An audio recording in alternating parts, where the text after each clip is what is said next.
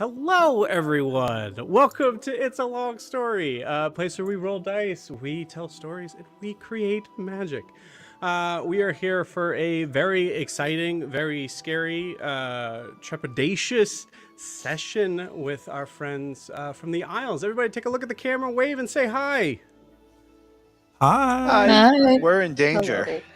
Hello. No, yes, very much so. Cool. Yeah, welcome. For those of you who are wondering what the heck this is a D&D live play that we run every Monday, Tuesday, Wednesday, and Friday on YouTube and on Twitch that we feel is really fun to watch, specifically because we have 4 different campaigns existing each day of the week in that same world, the wonderful, beautiful homebrew world of Imea. They're also existing at relatively the same time. So there's a lot of fun little sort of things that can happen between from one episode to the next, with one campaign affecting another campaign, and so on and so forth. Connecting NPCs, which we did find little Easter egg of last session that we met the parents of, or excuse me, the mother of one of the other PCs in another campaign. See if you can look back. I mean, continue to watch this first, and then afterwards, feel free to look back and see if you can figure out who it would be. Yeah. So a couple announcements before we jump into stuff. First and foremost, we have one-shots running every Saturday and Sunday for the month of March, but specifically one of those one-shots I'm very excited about, as we are introducing a full Candela Obscura one-shot.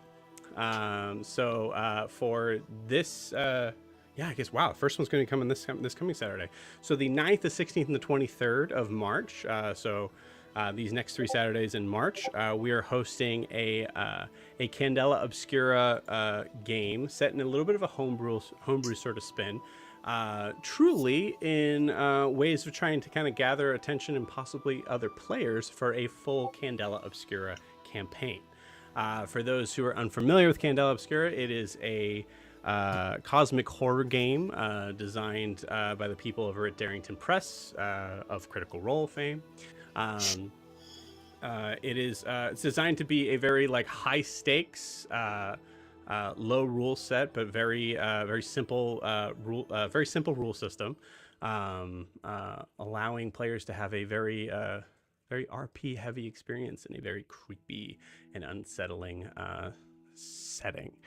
We have a little bit of a spin on that. We kind of call this our homebrew sort of setting of it, which we call Shadows of the North Shore, which we did a playtest of that way back in September, so you can check that out after you're done watching this. That'll be under Shadows of the North Shore, a Candela Obscura playtest. So the only difference with Shadows of the North Shore is the setting itself. The setting we have taken and put a little bit more of a real world spin on it, putting it into the year 1901 in a place that is near and dear to not only my heart, but another heart that is on the screen right now. Hopefully, I don't know.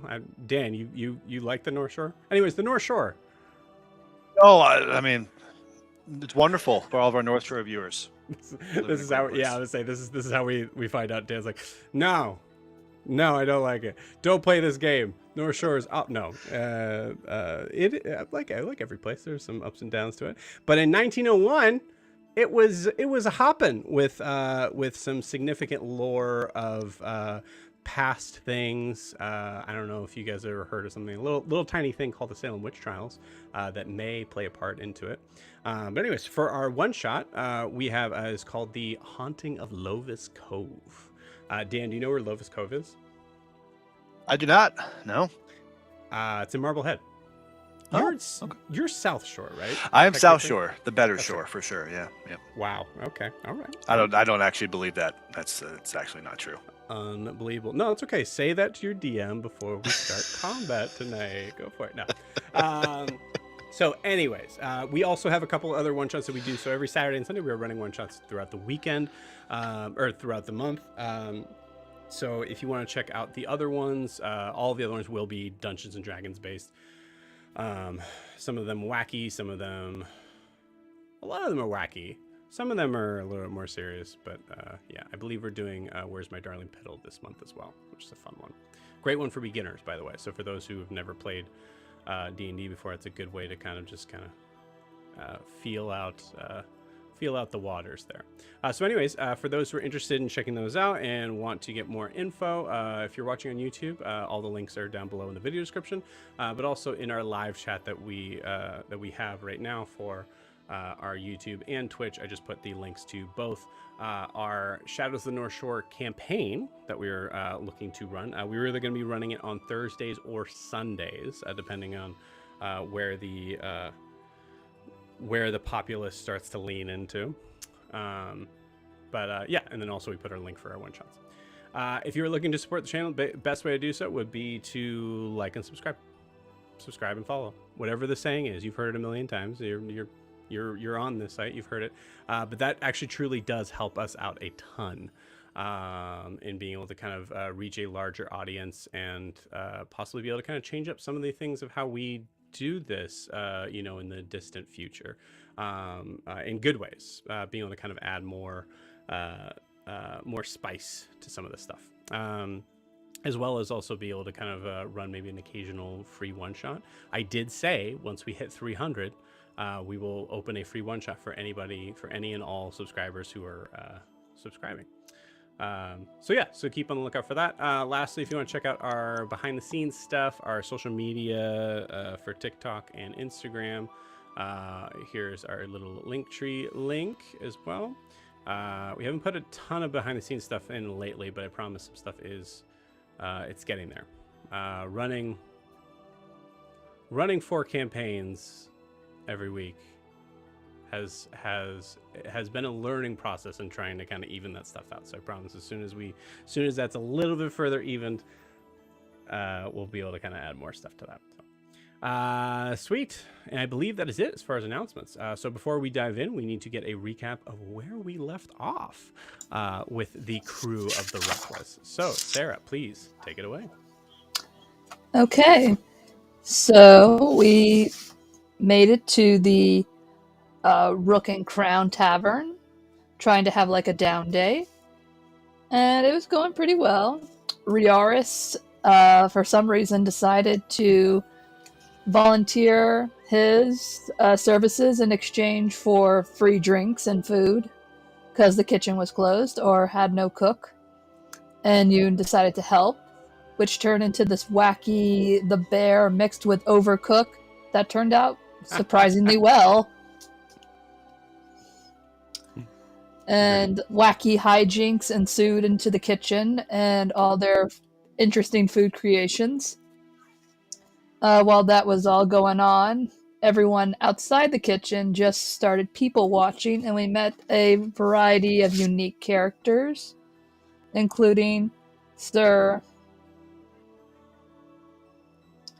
Sigrud, a paladin knight, Axolotl, who was very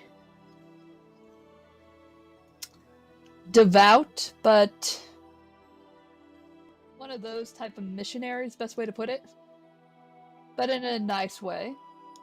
Got to talking, learned a little bit about his god and the religion of the sun god. Sorry. Carr became a little intrigued and started listening to him, while Kaelanor and Ogra just watched the encounter with that and Zed, thinking Zed was flirting with Sigrud. Then we met another interesting character, Hilly. She spoke more with Zed and spoke more of his destiny and to be careful, and if we ever needed, or he ever needed her, just to call on her in times of great peril, which kind of went over his head a bit. While that was happening, Ogra saw what she believed was another unique tall goblin and just wanted to interact with him. With a few awkward conversations, and then going into what she was talking about and bringing up pink hair, Kaelinor came in to try to stop that interaction after pink hair was brought into the conversation. A little disagreement and misunderstanding went on between them, where they went outside behind the tavern, had a fight, and Kaelinor knocked him unconscious. The owner of the tavern went and got him and shoot him on his way to the port. We found out that Yoon got drunk from drinking while cooking with the wine and had to be brought upstairs and tucked in by Sigrud. And while all this is going on, Carr gets a little chat with Nala again, who sneaks into his room. As things are progressing a little bit more, she warns all of us that the Merlenloke are on their way from the shores and they are about to attack. And that's where we left off. So specifically not the Merlenloke, as in like all of them. Do you remember how many were on the shore gang? Like 12? We talked about there was someone in a rowboat. I don't know, but we didn't remember. Cool. All right, we might not Also, mention it. It's possible. Yoon was not drunk. He was just exhausted from all the manual labor. That Greg had to do. There we go. Oopsie. Can you guys hear me now? Sorry about Yes. that. Yeah, you're off knocked for a that second. out for some reason. Okay.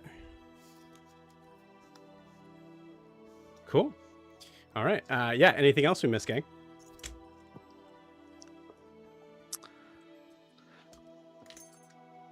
All right. No. Assuming we are good to go, we're gonna do some information stuff after doing this. But for now, as you guys, as a couple of you, I think really only Carr and Nala right now know for sure. For the rest of you, for everybody, we're gonna say, everybody roll initiative, please.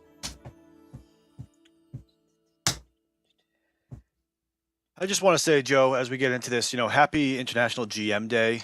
I really appreciate, everything. Take it easy on our souls, Thank you. What a timely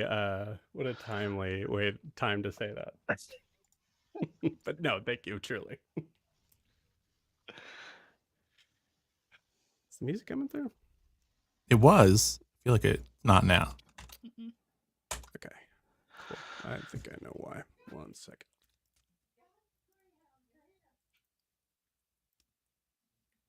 Nope, I don't know why. There we go. Weird.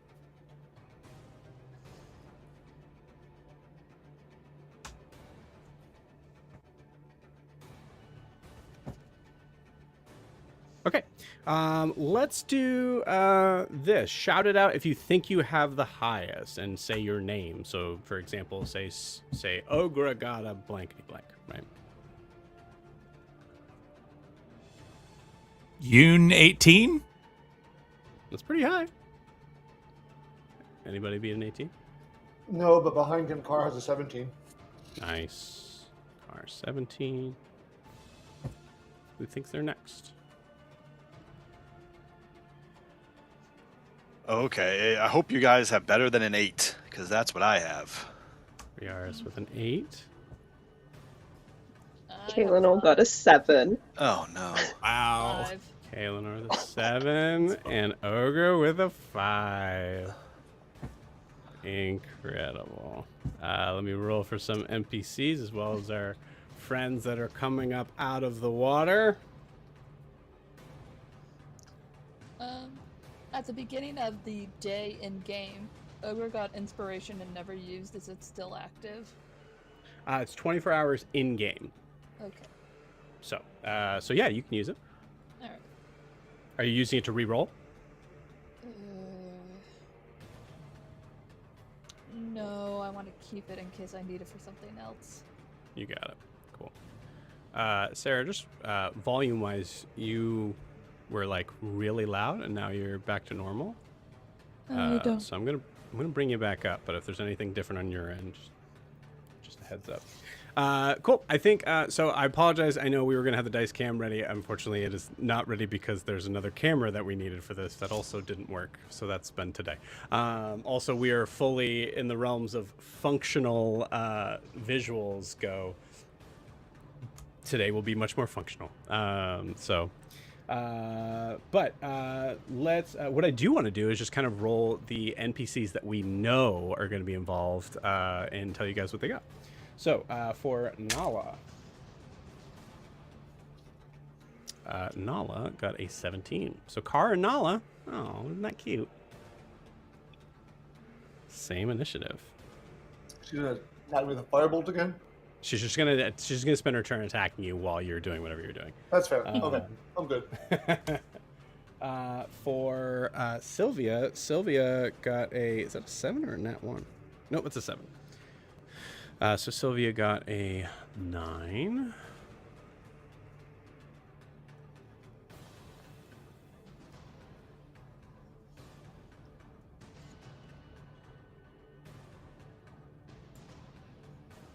I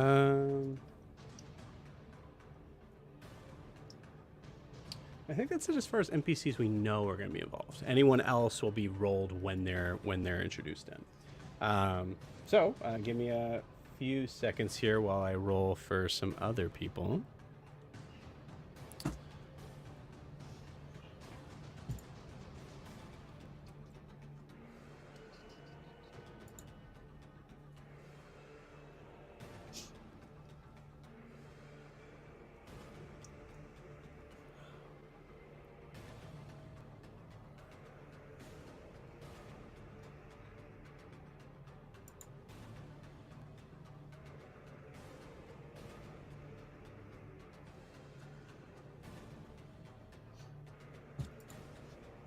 Okay.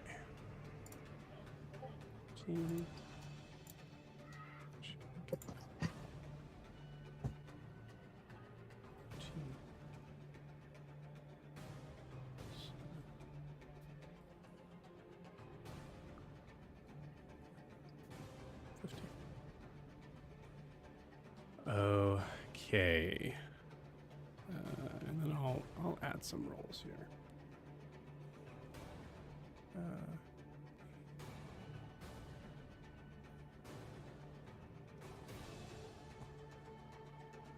Okay.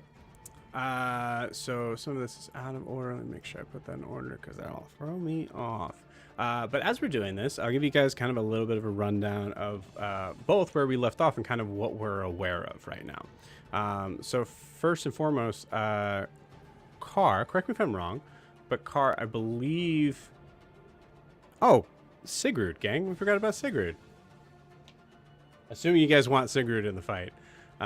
Sigurd rolled a solid 5. Sounds about right. If you needed to know, Ogre's dexterity is a 14. Cool. Yeah, I'll put you first. That's actually... so your dex is 16. Yeah, we'll put that there. Sometimes I kind of move some NPCs a little bit lower just so that we split up some things between the things that I have to do and the things that you guys have to do. This has actually worked out pretty well as far as that goes. Awesome. Okay, cool. So no visuals just yet. So what we're going to do is we're going to kind of just get an idea of where we left off. So if I recall correctly, and correct me if I'm wrong, but I believe... let me just ask you actually. So from Nala informing Car, what did Car do right after that? Did we have time to have anything done? If memory serves, I was heading down the stairs to tell the rest of them. Okay, cool. And then yeah, that makes I had more planned sense. I had planned to do something else afterwards, but that's where we ended. Cool, awesome. So you did pass by the room where Yoon would be, not Yoon, is it Yoon? Yeah, Yoon would be Yoon. sleeping. Mm-hmm. So do you think you would have informed him on Oh, your yes. way? Oh, Cool. yes. So I'm gonna say, especially because of like initiative order, that just happened. So we're gonna kind of come from that point. And actually, we'll start from that point where you did check in on Yoon earlier. I'm gonna turn this down just a little bit because it's really silly to have in the background of this conversation. You did check out on Yoon earlier while Sigrid was reading a history of Pelor to Yoon as Yoon was fully conked out, swaddled. So Carr, taking from the point of you entering the room again to alert your friends, Yoon and Sigurd. Sorry, to alert Yoon. Let's be clear. Okay. I will, in my most raucous, annoying voice, which is already pretty raucous and annoying, basically go, Sorry, one second. Oh, okay. Sorry, one more time. I'm sorry, go ahead. I'll say, in my most annoying voice, loudly, the Merlenloke are here! And...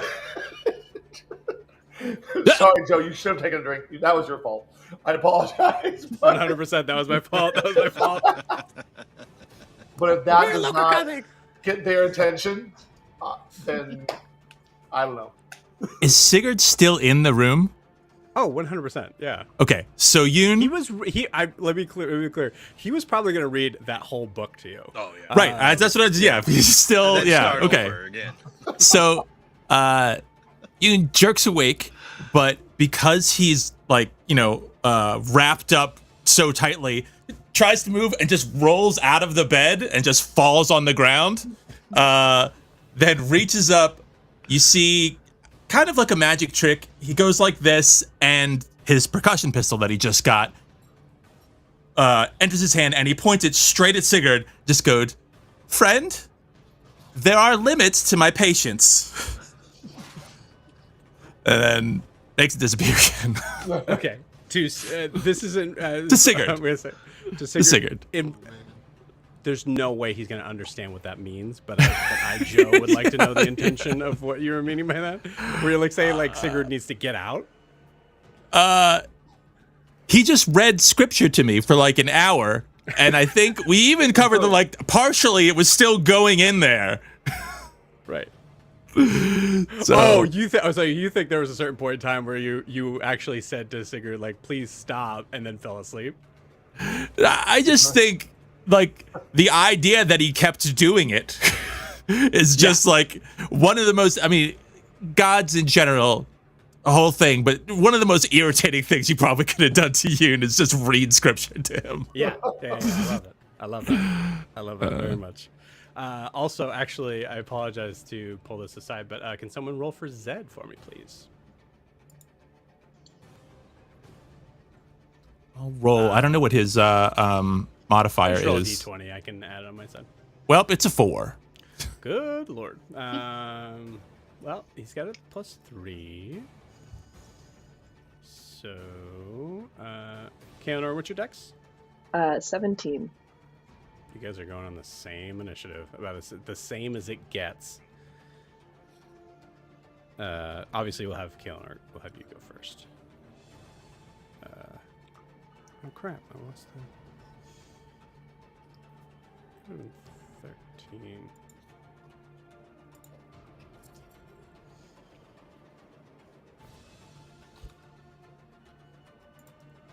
Just gonna put them here, I think.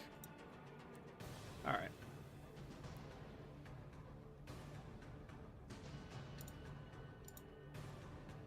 Okay. Cool. Awesome. So now at this point, right? So Carr, you will say like this is all happened kind of before we've technically entered initiative here. But Carr, you are probably exiting the room as Yoon is clearly awake, and Sigurd. They both definitely heard you. Okay. So you are exiting when you. Carr, you'd be exiting when you were starting your initiative, but Yoon, you actually go first. So Yoon, what would you like to do? Yeah. I'm sorry. While you're thinking about that, I've told you guys I was going to give you some information up front that I forgot to do. Okay. So first and foremost, I may have stated about like how far this has been, but I'm going to kind of simplify. I'm going to kind of simplify for a couple different reasons. for both where how far away. And actually, I'll be fair. Did I mention how far away the Bellmaker's place was? Going a lot of distances, yeah. Yeah, Like great. at the top of a hill or something, like it's overlooking the city. That's how I. I'm saying pictured it. mechanically how far it was. That's the yeah. cool. Sweet. So, you know what? No, there's no reason for that. Here's how it goes. From the distance from where you guys are at to the shore of where basically the coast, where the coast starts, is 400 feet. So 400 feet in the distance. So where they are, and they're still at the water's edge. They're pretty close to the shore, but from what you saw, they're probably, we'll say, 410 feet out, right? So the distance from here to Carvis the Bellmaker's shop is 200 feet. So just keep that in mind. 200 In the same direction, like you go past the Bellmakers to the Carvis shore. is definitely more inland. So you guys are kind of smack So dab in the middle. opposite. Okay. Yeah. Yep. Yeah. Cool. Awesome. You. So Yoon gets up, looks at Sigurd, says, sorry, friend, I'm just not a whatever time this is person. And then he's going to look for a mirror in the room. Okay. You are full in initiative in the idea of like action, bonus action type of stuff Yep. at this point. Yep. So, okay, cool. So yeah, looking for a mirror in the room. Little check on that. Yeah, there's a mirror in the room. All right. Well, he uses it to check his appearance. Okay. Love it. Uses a little bit of disguised self to fix any rough edges and, that kind of thing. And then just a little, like a filter, just a little bit better version of himself. And then I will use the rest of my movement to walk out of the room I guess if the room's upstairs, to try and go downstairs. I'm trying to leave the building at this point. Although, yeah, I wouldn't know where anybody else is. So I think I'm just actually going to have to try to find Carr. I'm going to exit and try to find where he is and go towards him. Carr, initiative-wise, the way this works, like slow down speed, is that Carr is just outside the door. Okay. Because Carr just left. Right. So staggering this, we're full in initiative on the idea that everybody is moving in that sort of like turn by turn base. All right. So then I will allow. So just for the record, as far as the stuff that you did, I will say that was your action on like looking at stuff in the mirror and that makes fixing sense. things. Very Yoon. I love it. Like full like walking out of the bedroom, we'll say 10 feet, seeing Carr now, which free action to talk. Merlenloke. Others awake? Sentences downstairs. They're downstairs.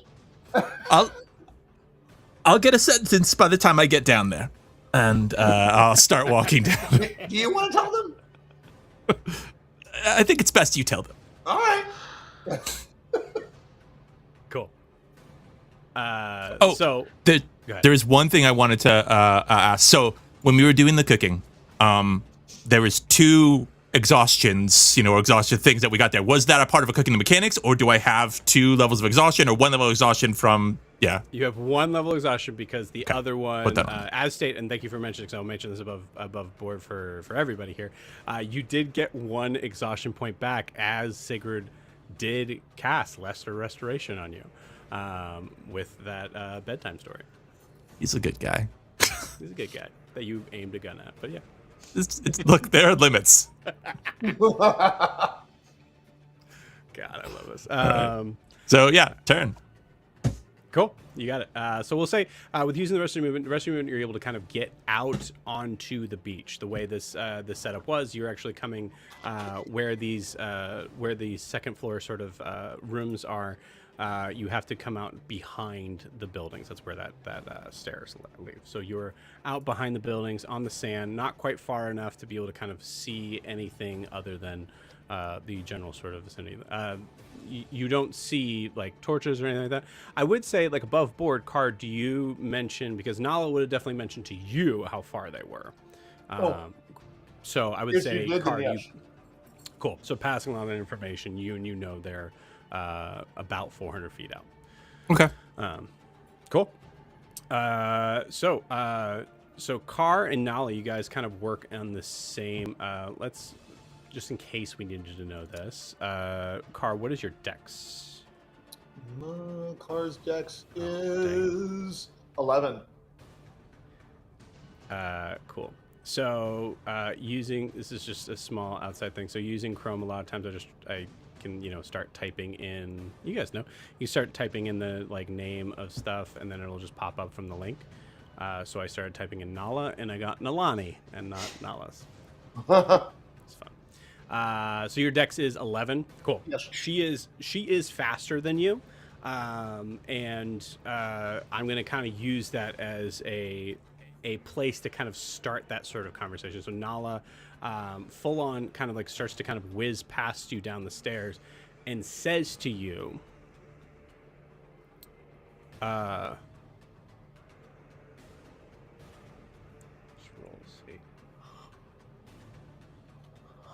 and says to you, I'll go get Carvis. You inform the others and get ready. And as she does so, I was just gonna say, as she does so, Car, give me, I think this is an insight check. Give me an insight check. Or nature check. Oh, well. Either one. Either one. Well, that was, you said insight or nature. Nature's a little better, but not by much. 6. Okay. 6. Okay, cool. With a 6, you notice that Nala tore past you. Car, you're not necessarily a very fast person, but you're fast. You're decently fast. Nala is, in this moment, very fast. Okay. So you do feel, take that for what you will. I'm reminded of the meme you sent me, Joe, with my roll.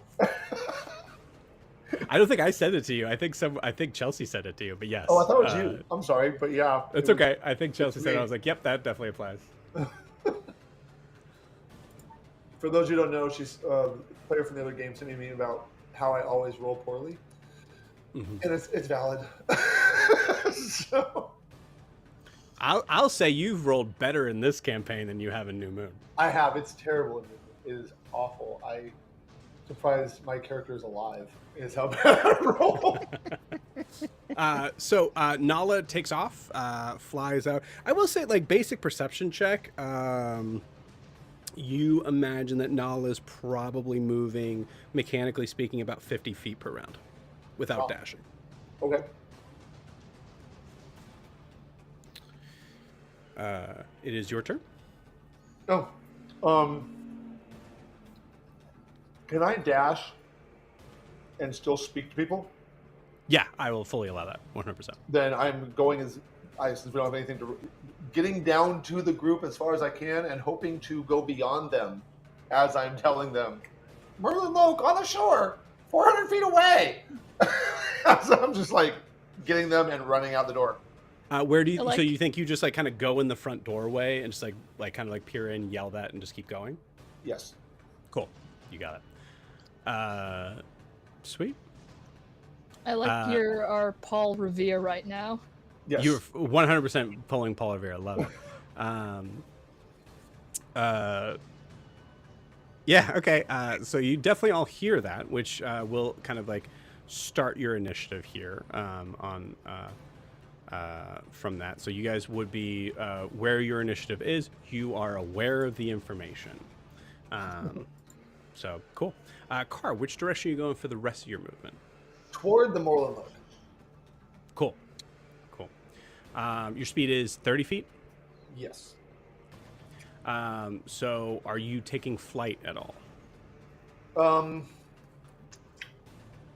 Yes, but I'm doing it and I'm skimming the ground.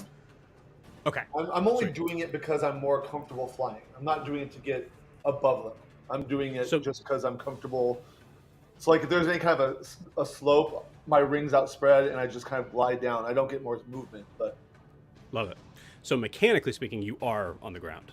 So that's good to know. Cool. I'm gonna say with the movement to kind of get downstairs and dashing through that, you got about another 10 feet from that movement. So you're at 390. And also, so if I'm mentioning that, it would help to just have like a little note thing on there of how far you are. I'll try to make sure I keep track of it on my end. I But can there's write a it down good too. chance I'll lose it. 390, I'm good. Let me see. 390. I will find something to write with. There it is. No worries. Bam. Written down. It is done. And actually, I need to mark this for Nala as Nala moves 100 feet to the bell maker. Okay, so Car, as you are rushing down, you're pretty far away. This is outside of your turn now, but I would like you to give me a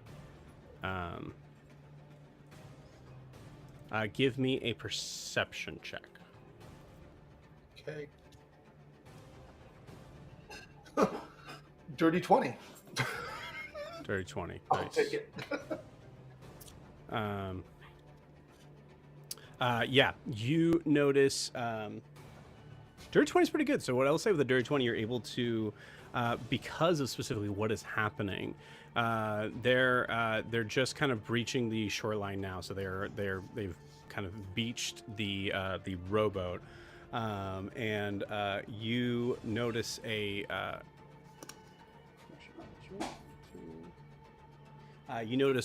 two like beams of light kind of come over from like in like almost like a shielding sort of perspective that seem to overlap each other, but gives temporary light for you to see with a Dirty 20 that there are 9 Merlenloke that have come up on shore. Okay. Can I yell 9 on shore? Yeah, absolutely. I screech it. I won't make you spit your water again, but I I cry out 9 on shore. You got it. 1 if I land, 2 if I see, 9 are on shore. Awesome. I will say, because I rolled to see if they, yelling. There's no stealth roll based on that. So you're yelling. You guys definitely hear it. I did roll to see if they heard it, and you notice with that Dirty 20 that it does seem like instead of trying to sneak, they are now rushing towards you. Great.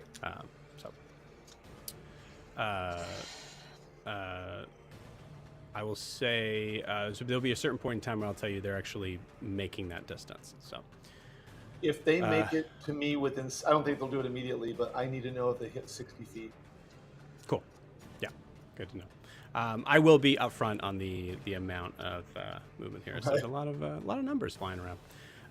Cool. So it is now Sylvia's turn. Sylvia starts to kind of like straighten up a little bit, looks around, and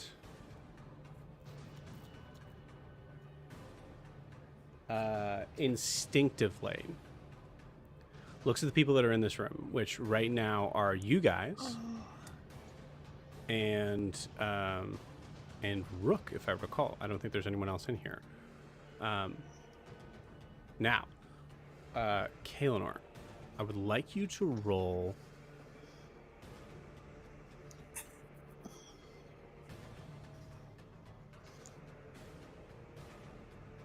Kaelinor, you hear this at the same time. I know it's not your turn, and we're kind of in this weird sort of like shifty sort of initiative here.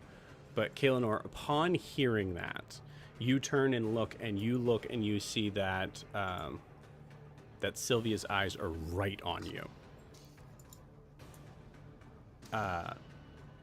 Give me a persuasion check, and I will allow a free action for you to tell me how you're trying to persuade her that it's not you. I think Kay just puts their hands up and is like, I've been with you the entire freaking time. We had a bonding moment about Kara and Nala. Are you freaking kidding me? That mean nothing? Did it mean nothing to you? A dirty 20. The persuasion. Dirty 20. killer. Cool.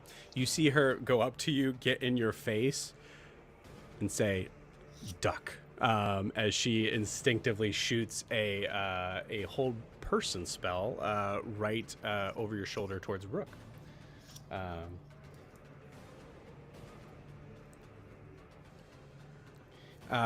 Rook immediately ducks behind the counter and just manages to kind of miss that spell, as that spell for some reason seemed to have some sort of destructive force behind it, and like shatters glasses behind him. Sylvia at this point is going towards Rook to try to make sure that he is at least kept out of any sort of part of this fight, assuming that he is the mole.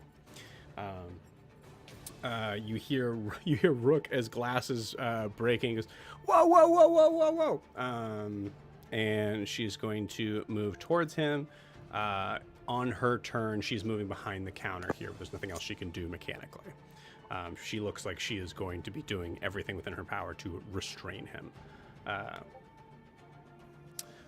Cool. As see one thing real quick. We have to check a lot of stuff here.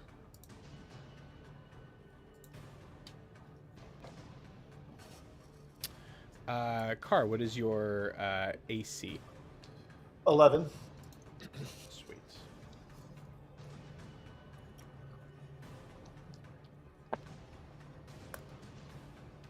You see one arrow go right into the sand right next to you as you continue to charge forward. Another one right next to you on the other side.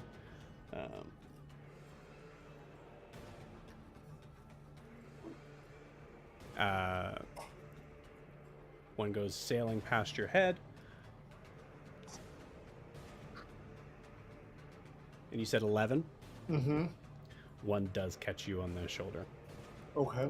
Are these coming from the people down there? Is it coming from the ship? Is it coming from somewhere else? They're coming from the Merlenloke. It looks like there's longbows. They're rolling with disadvantage as their long range is 600 feet. Okay. So one does hit you. You take 8 points of piercing damage as you feel it. An arrow kind of catch you in the shoulder. Wow. Okay. Uh, That wasn't good. I mentally thank Nala for her previous damage. Love it. Cool. All right.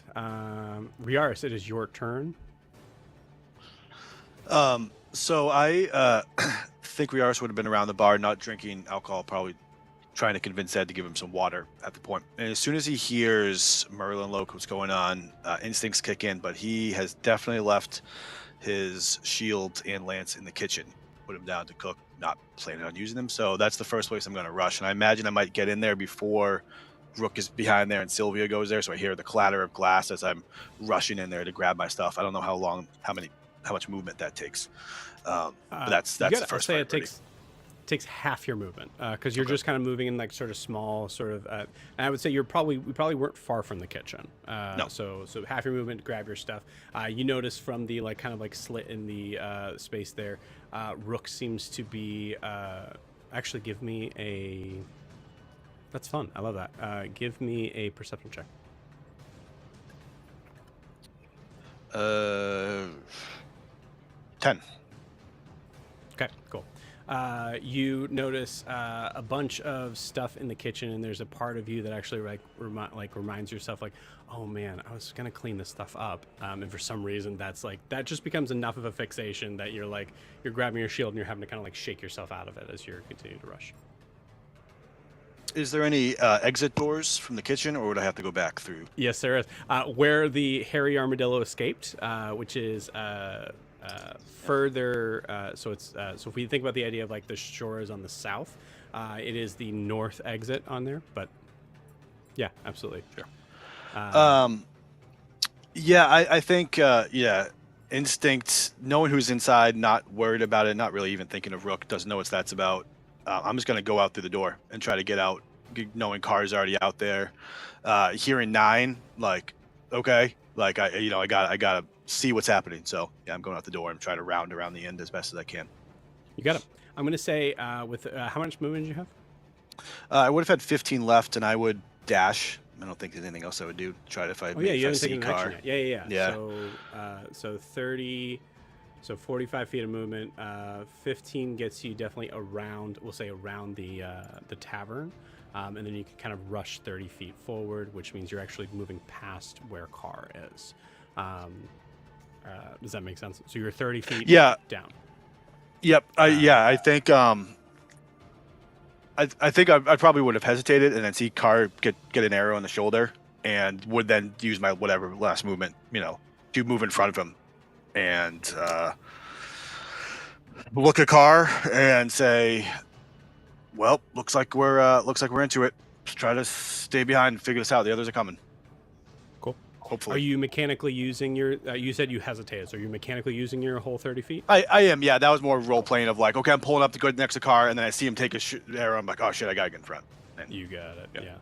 So my estimation's 370 feet. Okay. Cool. And if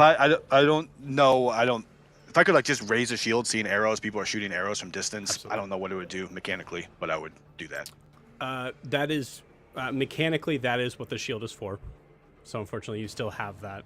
Yeah, fair Unless what I will allow in this regard, it would affect your movement. You guys would have to move at the same time.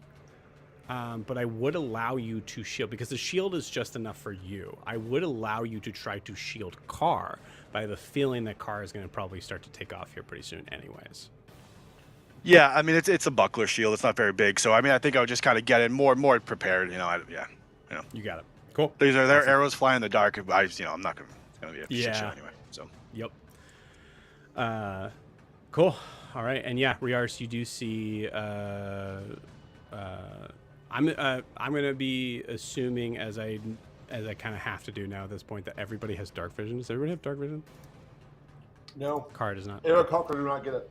Cool. Yes. Definitely why that arrow hit you. Then we'll say. Oh, sure. But yeah. Sweet. Did a point of clarity? Did Yeah. Car tell us that Nala was going to Carvis, or?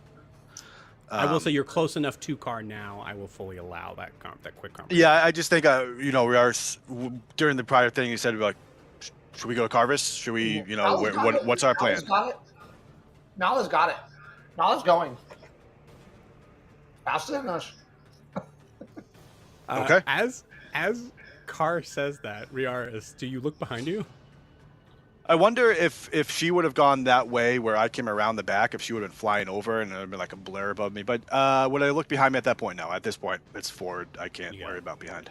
Yeah, you didn't see. I'd say like when you made your, because you rolled that 10 sort of perception check earlier, so I'm going to carry around with that too. So you didn't see her pass by you. She already would have passed by you at that point. Okay, cool. So point of order, and this is something that kind of gets a little weird in thinking about. In most cases, not all, and I can always kind of hand wave certain things. In most cases, the turns that you guys are going, for the most part, even though they are happening at the same time, mechanically they are happening in turn.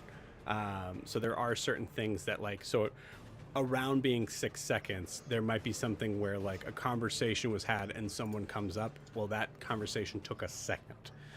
So they didn't hear that as they came up. You know what I mean? And like I said, in certain cases, that's hand wavy. Sure. Cool. Awesome. So, Kaelinor, it is not your turn yet, but from your perspective, you hear Rook going, wait, stop. And you, before you have time to react, unless you have a reaction thing, before you have time to react, you actually see Rook pull something out from his back. And as Sylvia's coming around the corner, whips out a rapier and stabs her with it. Yep. Do I have? I don't even think I have a reaction thing. Ogre, you also would have seen this too. Yeah, I gotta check my reactions.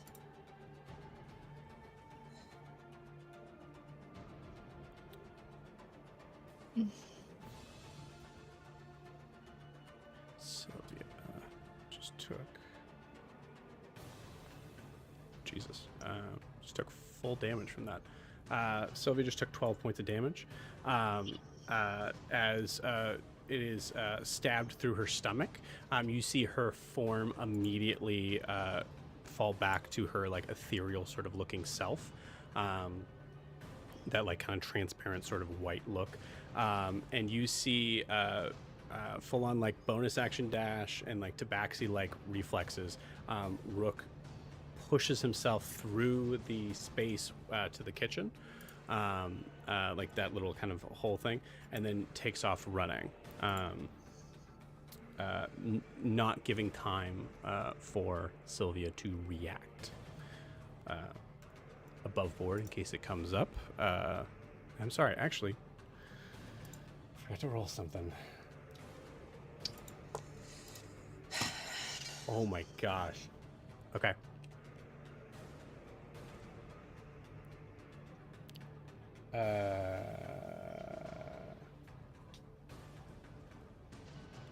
Sylvia took 30 points of damage in full. So Sylvia is looking from angry to now very hurt.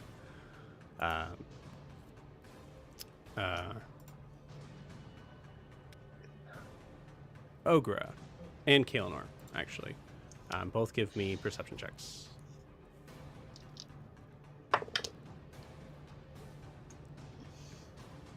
8. Also an 8. Okay, cool. I'm gonna say Kaelinor, you have advantage on this.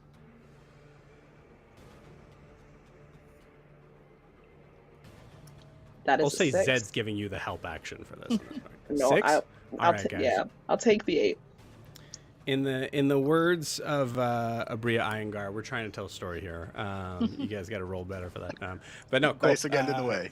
before you have time to react, anyone, including Sylvia, you see Sylvia double over in pain, and Rook pushes himself through the space into the kitchen and out into the night, moving faster than you knew Rook could possibly move. Kaelinor, it is your turn, and then Zed is on deck. Okay. I'm gonna go to Sylvia. Lay on hands the full 20 because fuck it. Do you say anything to her before you do that? No. Okay. I think Their rolled a children high will be enough rainbows, and perception. you know it.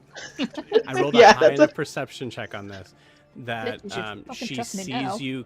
She sees you coming up, and I'm giving you guys a lot of like rolls here, but I want to because there's some stuff going on here. Give me an insight check as you come up to Kaelinor. Sorry, as you come up to Sylvia. As Sylvia says to you, "I'm fine. I'm fine. Go, go, go, go." 13. 13. Sylvia is not fine. She Yeah, could no. be fine. You know that she has healing powers, but she's not fine right now. I think I just say to it, I just go, shut up. Just shush and heal her for the full 20. And then I'm gonna get up after doing lay on hands, bonus action, cast Expeditious Retreat, and book it out the door. Oh shit! I'm not going after Rook. That is a later problem.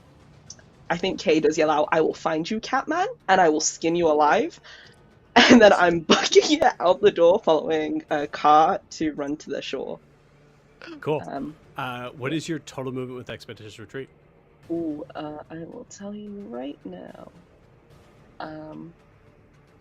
When you cast a spell, and then it's on my next turn as a bonus action. On each of your turns, I can take the dash action.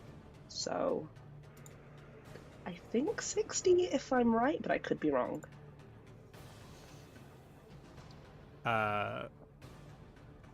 Check into cast a spell. And as a bonus action, each of your turns, you take. Oh, so you're using this spell and then taking dash as a bonus action. Yep. Okay. Cool. Yep. Forgot how that worked for a second. Sweet. So bonus action dash.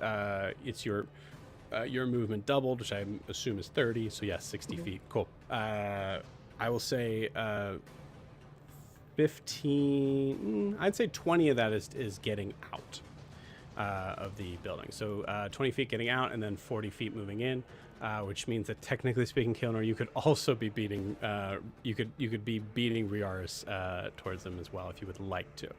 But you do notice that the rest of your crew, actually just Carr and Riaris, are already taking off in that direction. Would you like to get in front of Riaris?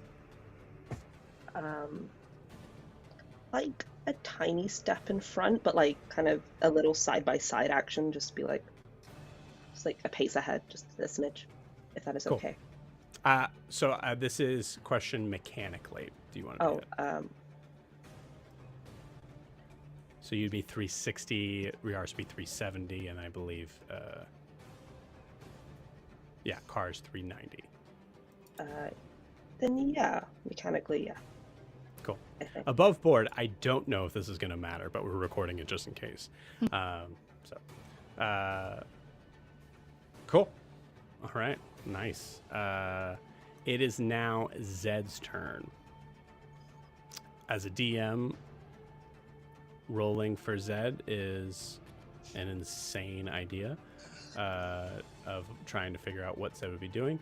So I'm just going to use Zed's character sheet, if that's okay for everybody, because full chaos is hard for me to roleplay. Much harder to play than Nalani. For Zed, yeah. You can't do Zed Chaos. I could, but then like if something bad happens, it's like, well, the DM was playing as Zed. Sabotage. Yeah, it's rough. Yeah. Not really. Probably would have done the same thing, but He pulled out a grenade and blew us all up. But that's what you would have done. You would have done that. That's what I thought he would do. I don't know. Cool. Okay. But I will say Zed doesn't really have any sort of action thing to do from even from this distance or anything. So he's just going to action dash. And then I'll check bonus action anything. Let's see.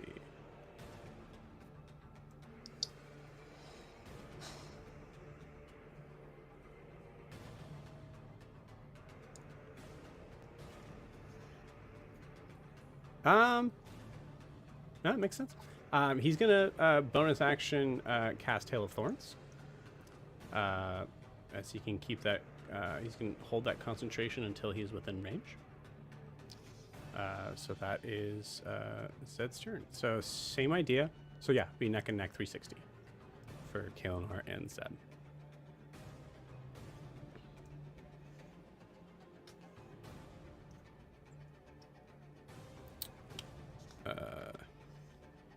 Okay.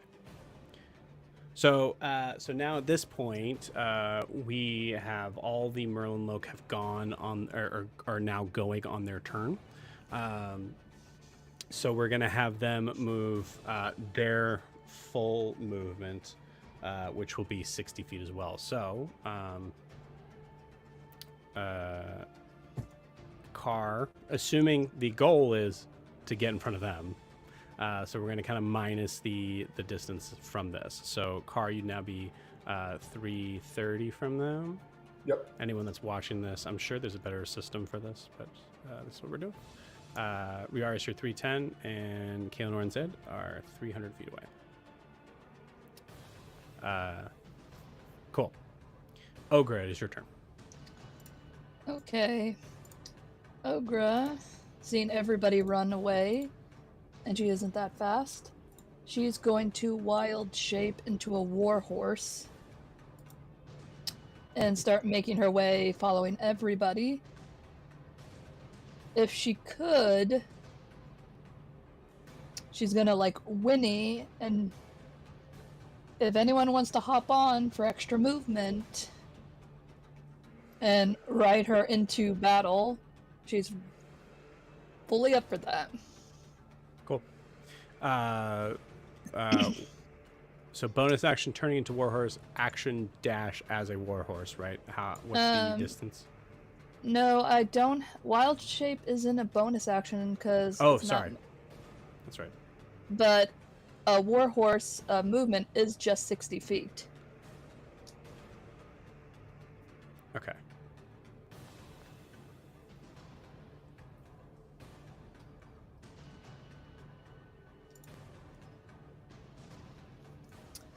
Anyone who Oh, wants to I get remember. on will be looking like they're riding a My Little Pony. Cool. So, sweet. So, Ogre as a warhorse. Ogrors. Yeah, Ogrors. So now also 300 feet. For anyone to do that, you can, because no one, there is a specific mechanic, fighter mechanic for in D&D for this. I have to stick by the rules on this. It is an action to mount a horse. So that's the hard part there on that. But you certainly can do that. Cool.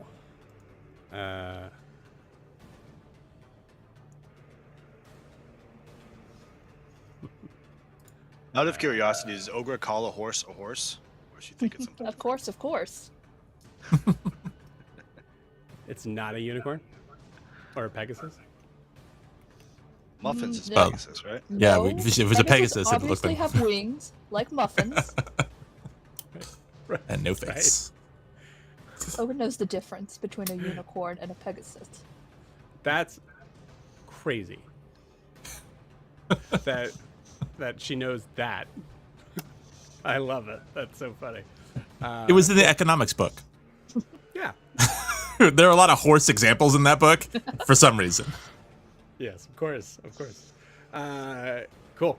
Sigurd, which from now on his race will be called a Zottel. I actually got this from D&D Beyond Homebrew from someone else, so thank you, whoever that was. And I loved it. I think it was a best representation of it. So Sigurd is a Zottel, and I forgot I had a character sheet for him, so it's great. Cool. So Sigurd is also going to try to join you guys after getting very confused.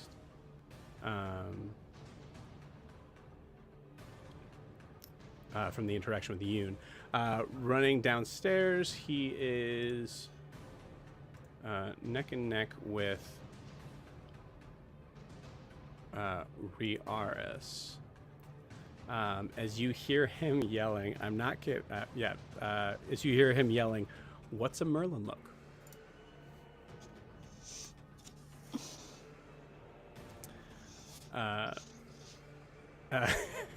And that's his turn. Oh, I should have had him on my back.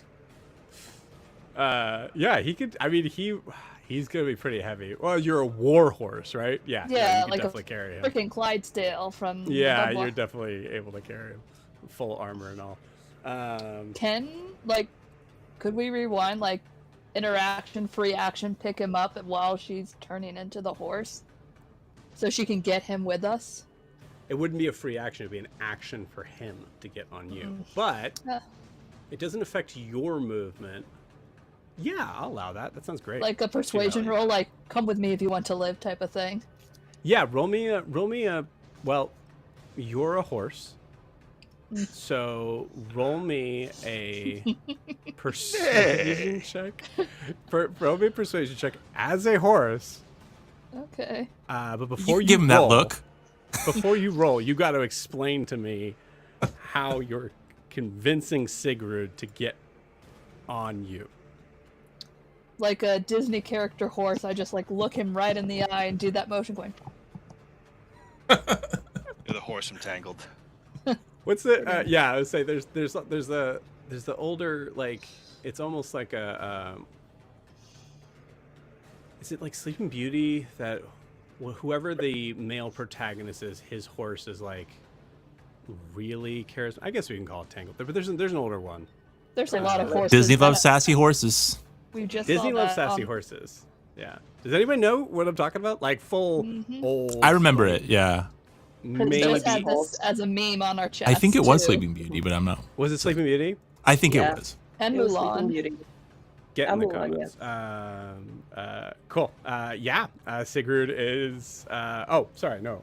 Give me the perception check roll, or persuasion roll. Okay.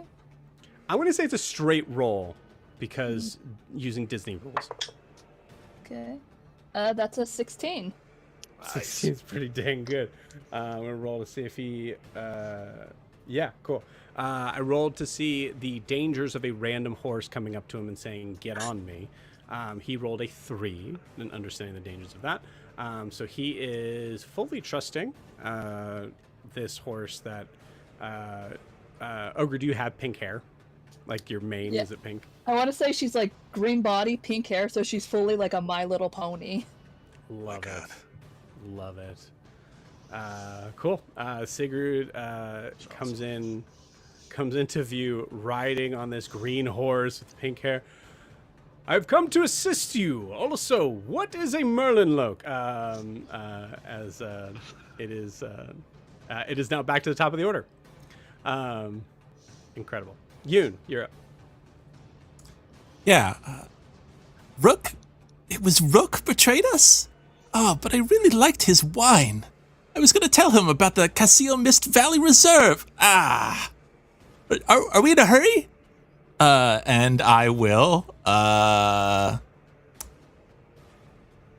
Let me ask you Where this. did we leave you? Where are you? I was just totally barely out of the door. Like I was just So like you're out of the saying door. everybody That's just it. rushed off, Everybody they're ran like, past "Hey." me. Yeah, I think, you're just saying this is everybody's moving fast. 100%. Yeah. Yeah, he's just kind of out there, just kind of like, he got out, was looking around, and then just sort of stood there like, well, I'm not sure what we're doing yet, but everyone runs out and starts running to the bell tower, so, yeah. Incredible.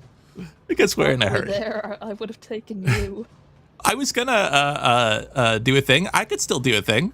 The question is, if I move my 30 feet and then use Misty Step, can I get on a horse with Misty Step? Ooh. I know he's already on there, but I weigh like 150 pounds. I got no armor, and it's a war horse. So that's the question. You know haven't Sigurd's even gonna s- hold you like a baby too, right in the front. I was gonna hold him. I was gonna like- just wrap my arms around him. Beyond. We haven't even started combat yet, and I have so many Like a tabs full open right Fabio now. moment. I'm sure the internet has an answer for this. How much weight can a warhorse carry? So, like, the other thing too is that with the light load for heavy warhorse up to 300 pounds, medium load 300, heavy load 609. A heavy warhorse can drag. Jesus, heavy warhorse can drag 4,500 pounds. That's crazy. I say its carrying capacity 540. Yeah. So it just, I think smack dab in the middle on this. So what's funny is that without the armor, Sigurd does not weigh a lot at all. So yeah, 100%. I will allow that. All right. Incredible. Yeah, so he starts like a light jog, and then he's like, we're in a hurry. And then he disappears and then reappears on the horse, holding Sigurd from behind, going, "Hi!" I was going to make you roll for it, but I like that. Like the intention of where do you want to be? And then, yeah, I love that. Incredible. Okay, and then, the Merlenloke look a lot like your friend Kaelinor, but they're bad. Merlenloke are the bad guys. They're somewhere over on the shore. I'll point them out if we see them, but we're going to the bell tower right now. Great. Are they these folks that are coming up carrying torches and shooting arrows at us? Yeah, that's them, right over there. Got it. You see, he kind of he already has his halberd ready, but you see, in response, you see him kind of shake his halberd and then instinctively do the yeah to Okra and just because we're in a fight that could be very dangerous. I'm not going to roll damage on this, but otherwise, know that I definitely would have given you a D4 damage on that. Yeah, that's what they do, right? Awesome. Incredible. Anything else on your turn? For now, yeah, I'm just gonna. That's good enough for me. And since it technically takes an action to get on the horse, I'll that's wiggly enough that I'll just call that turn. Yeah, I love that. Sweet. So Car and Nala. Car, it is your turn. All right. Since they're jerks and I have few hit points, I as Car is running down, flying down, he takes the arrow to his shoulder. He'll continue. He'll take the land, continue running. Pull the arrow out while he's looking at them. Stand to his full height. As he's taking to the air fully, I'll wait till Joe's back. Oh, he's. No, I'm listening. I'm here. I wasn't sure if you were leaving or not. Okay. I'm here. As he takes the flight, he will cast invisibility, and the shadows basically kind of wrap around him, and one of his souls kind of translucently becomes around him, and then he just falls into that translucent soul that disappears. The idea that I'm trying to make it look like I'm taking high into the air, hoping to draw some fire off these people as I go invisible, but I'm staying on ground, and I'm falling behind them. Gotcha. Okay, cool. Since they're expecting an Aarakocra to fly, let them shoot above us. Nice. Sweet. Okay, so Yeah, you're. cool. I'm sorry. Remind me again. Were you making movement to give that sort of performance of looking? Actually, no. Give me a performance check. Okay.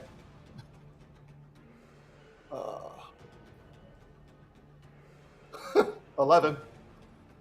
I'm going to give you advantage because you are invisible. Okay. Or using invisible. I'm going invisible. Yeah. 16. 16. Yeah, 16 will do it.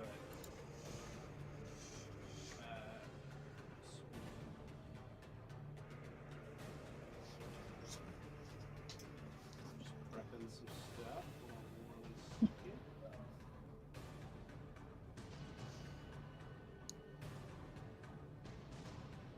second. Are you good, Joe? I think Good. he's getting Sorry, the I don't horse know and what you setting can you see. guys up. Yeah. Okay, I was like, Just preparing the Don't scene. worry, it's worth it. It'll be worth it. Well, you vanished and it got quiet. I'm like, oh god, he fell. I fell. I'm done. You guys figured the rest out without me. We win. Guys, we won. The Amazing. Bellmaker nuked the beach. The good news is you guys won. The bad news, future games might be tricky. Yeah. Cool. All right. This will be coming up soon. Just wanted to make sure that was ready on that. Sweet. Awesome. In the process, Jack, I'm going to ask you to do two things for me. Roll me a d20 for Carvis. Okay. His D20 reads as a 4. Trying to play a game here, guys. Trying to play a game. Should not have had him roll. That was. All good. All good. But on top of that, I will also ask, please roll me a d4. And this is good to roll low. Okay. I will. 3. You can't tell him that. Yeah, you You can't. should have just let it go. Sorry. Then he would have rolled. Sorry, you're right. Can I roll for with disadvantage? No. Still I think the rebarge yourself. disadvantage is making you roll straight. Right at this point, yeah. I have a question also. Yes, please go for it. The rules of invisibility state, and I'm reading. I want to know if it's rules as written or rules as I think they're intended. That if I attack or cast a spell, that I become visible. That is 100% true. That is the difference between invisibility and greater invisibility. Right. What is granting bardic inspiration? That's I a want- good question. I That's like wanna an know ability. before That's I the same do- way, like, before I you do know. something and lose my invisibility. I want to know. Not really a spell, yeah. Yeah, it's It's a abilities spell. tend to Spell. function It is- different, it is although- a feature. So Yeah, right. feature. okay, so then I can cast it and remain invisible if I need to. Yep. Cool. Then However you one inspire moment. people. Well, I want to see if that is a It's a bonus action. Awesome. I I grant bardic inspiration. A spirit flies from one of the not from me.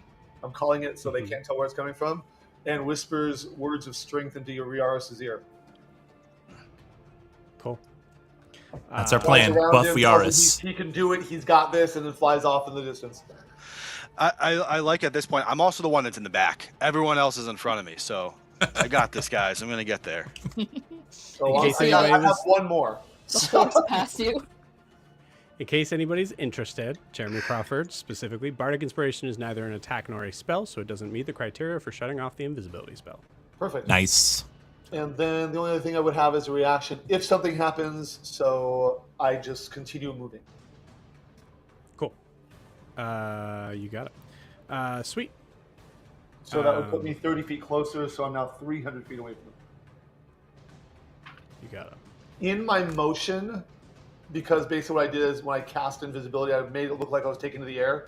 As soon as I became invisible, I dropped back down. As I'm moving down the beach, I'm assuming there are buildings or trees or something to either side of us. Mm-hmm. We're going down a road. I'm veering off, so I'm not center. So not only do they think I'm above them and I'm flying overhead, but Okay. I'm moving invisibly off to the side, hoping not to get hit by their arrow because it could kill me. Yeah, I think the easiest way to probably handle it is that, like, now, obviously, you're invisible, but there is a very large group that you're with. So do you think that you're veering away from the group? Just slightly, yeah, just so I can dodge in, because my ultimate goal is to get above them, but I want to move to the side, have the concentration be on them and in the air, and then come in from a different angle. Okay, cool. So what I'm going to say at this point with this, because you're saying slightly, give me a number mechanically as far as how far away you'd like to be on that. Basically, Knowing that this is going to cost your movement, by the way. That's fine, because I'm going to take to the air probably around. The idea for me is, I don't know how wide your street is, but basically I want the building to be here, or a tree line to be here. So if I was running down the center of the road before, I'm not sure how wide your road is. The more important important question is how far away from the group, because those are where the arrows would be pointed at. Well, yeah, away. So it's, How far? How far is the tree line? You see what I'm saying? Like how far, if I'm in the middle of the road, how far is the side to get to the side? So I would say the street itself, there's not really much of a street. And you guys are kind of like in the main sort of area of the, there's a word for it, and I can never remember what it is. But I would say, like, so it's an extremely wide expanse. I would say probably about maybe 60 feet wide. So if I can, I don't want to just go beeline this way because I'll be too far. Actually, that might not be a bad idea. After I land, I'll beeline to the left, and I'll be 30 feet that way. 30 feet. Cool. Awesome. You got it. And I can catch up by flying if I have to. You got it. So 30 feet. So using your movement, 30 feet means you are moving 30 feet away, but you are not gaining any ground here. Correct. So now I'm just so- still 330 until they move. You got it. Sweet. Love it. Cool. And hopefully they shoot above you all. No, that fully makes sense. If this, because I was thinking about this the other day. I don't know if it was stated above board. I mean, all you guys are, somewhat low level on here, but the car has 23 max hit points. So that's fully makes sense. Yeah, I'm I not have just 20. being a complete chicken. I You know I'm an 20? Indian, but I have 20 max hit points. Yes. All right. I have a con of 8. All right. I'm currently at checking 10. to see if I have to adjust some things here. You gotta turn some knobs back here, guys. 1 second. Okay, cool, awesome. This is what I get for running campaigns that are both level 9 and level 13 or level 8. Right, there's a big Yeah, big you have to gotta make that adjustment. It was like Massive more, help us. Yeah. Cool. All right, sweet. Looking good so far. It is.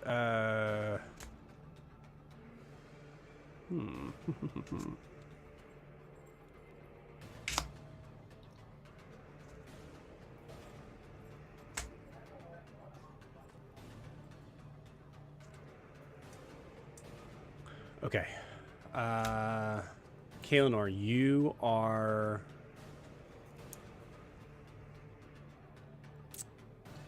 Not yet. Okay. Cool.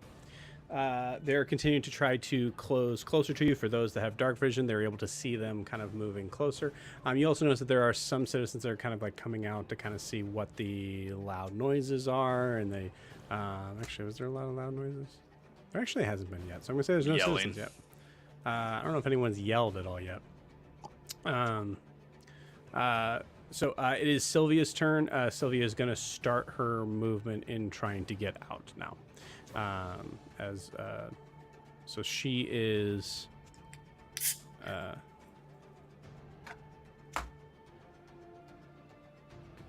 at the end of her turn, she is equal to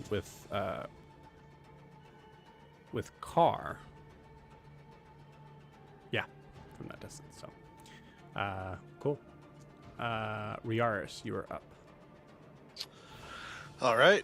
Well, seeing everybody just beeline it, I'm just going to continue to keep running forward. So I will use dash. So I will use 60 feet to go forward. Where am I? So I think that puts me to 250 from them. Yep, that's what I got. They haven't moved up, right? Not yet. Where am I compared to everybody else in the party? Is everybody in front of me? Right now, no one's really in front of you. Yeah, but they will be. But unless did I miss your movement?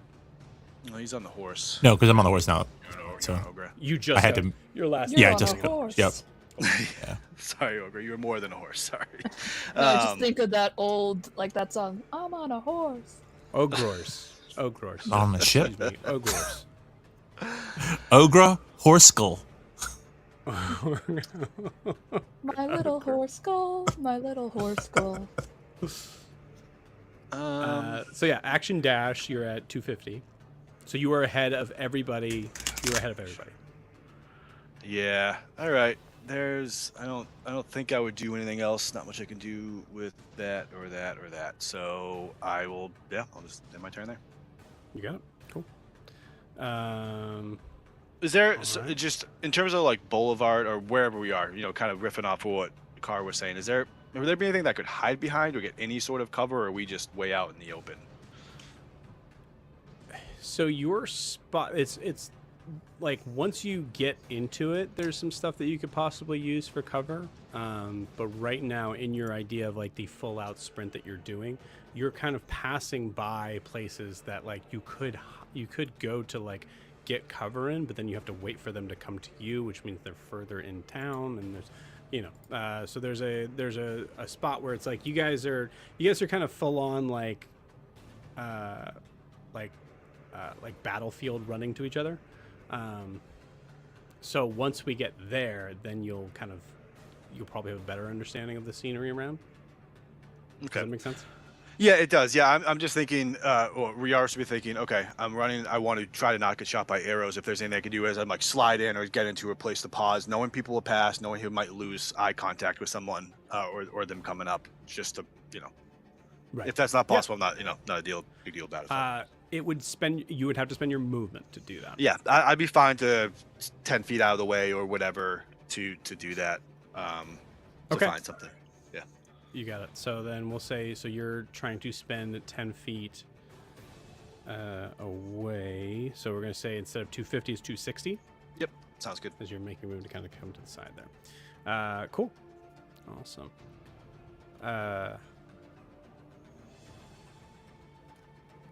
I'm so sorry. They go before you, the archers. That's not really gonna. Well, it's not gonna matter too much here. The only thing is that what you would succeed in would happen on your following turn if this is still the issue here. But now, because you guys are somewhat kind of running in a group and a little bit kind of scattered out. There are going to be 4 shots from the archers. They are kind of shooting wildly. So the reality here is that everyone is rolling dexterity saving throws, but you're all rolling dexterity saving throws. The DC is rather low.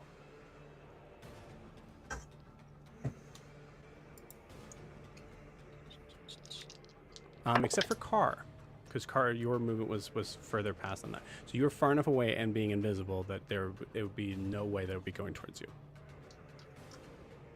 If you did, and that's why I asked, if you did like 10 feet, I would say like you have advantage on this.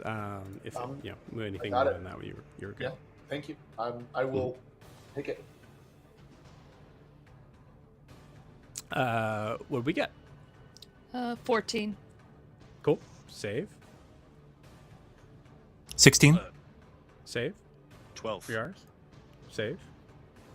9. Take a beginner's luck. D4. A D4, right? Okay. Mm-hmm. Cool. 10 is the DC, so you all save as there's actually I'll roll for Zed. 13. Thank you. Zed rolled a natural 18. Whatever, Zed. Okay. So what about Sir Gale? He's weaving up it as he goes. There's no way. Even when he's not here, he's doing it. And Sigurd, even though Sigurd is not controlling his own movement, rolled a 15. Well, I could say it just kind of bounced off his armor if there was. He has a shield also. Cool. Yeah, cool. Shots fired, missed. So now it would be Riara's turn. Riara, you use your action to dash, and now you are 260 feet away. Cool. Kaelinor, it's now your turn. Cool. I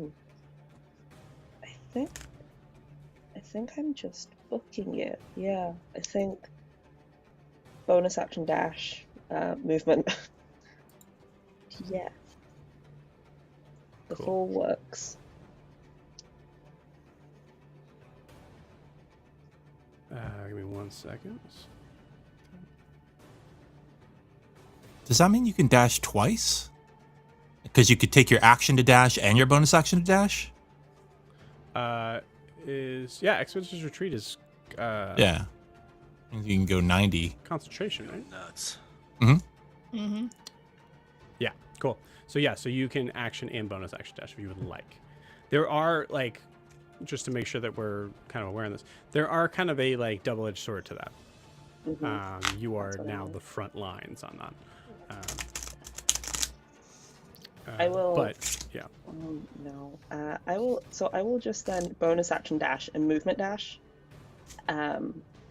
Just to kind of, how far is Riaris from me? If I do that, is it in tandem or is it? Would I be a little? you in front? can. You'll You be can ahead of move me right by past 30, them. 40 feet, I think. Yeah, because you're 300 now. He's two. Oh wait, actually, yeah. So you're 300 now. Riaris is 260 feet away. So at 60 feet. Oh, sorry. If you're using your action dash and bonus action dash, yeah, you can fly past him. That would be 90 feet, right? I will just do 60 feet then, so I will be 240 Cool. instead. Yeah. You I'll got do it. that. Sweet. With 60 feet, you technically still have an action if you wanted to use your action. I do.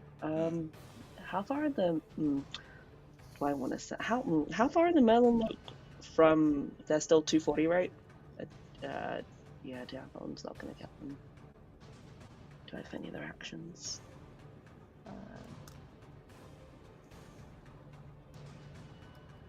No, I don't. I will actually action Channel Divinity Marine Layer. Okay. Yeah, I don't know if that would just so to create a thick cloud of fog that surrounds us and heavily obscures the area for 20 feet in all directions. That's smart. That is very useful here.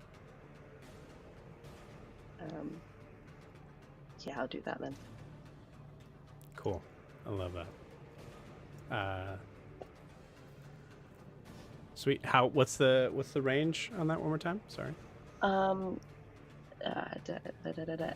feet in all directions. The only downside is you and all creatures within 5 feet of you treat this fog as lightly obscured.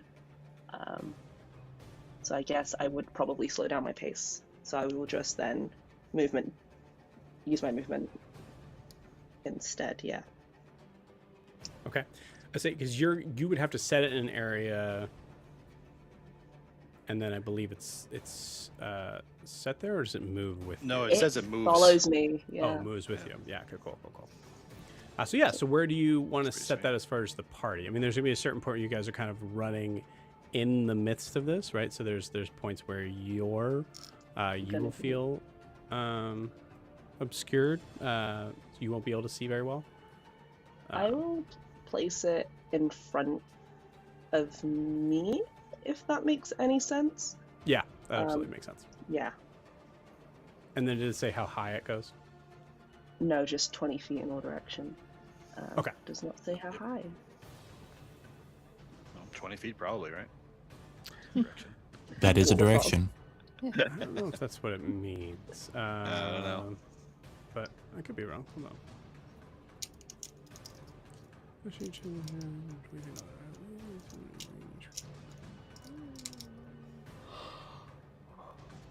feel like they usually do it's a cube or it's a sphere or something. It's weird that they just say in all directions.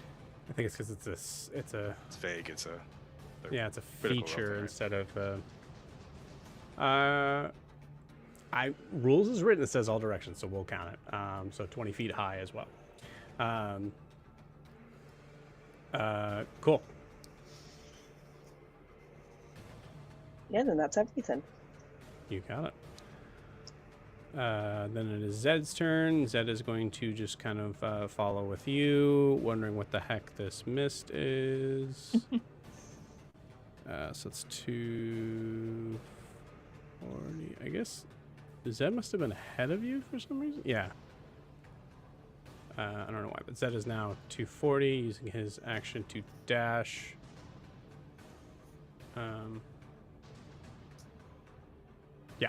Yeah, we're still pretty far from you guys crashing into each other yet. So, cool. It is now Ogre's turn. All Ogre can do is with her passengers on her, is she's gonna dash, and so that's 120 movement going into it. Oh boy. Okay. So that means that Ogre is going to be, math is hard, 200, 190, or no, 180, 120 feet, yeah. But then that also means that Yoon and Sigrud will also be within 180. That's her turn. You got it. Okay. Pushing way ahead. So you're kind of pushing at a certain point, kind of having to push through the marine layer there at that point.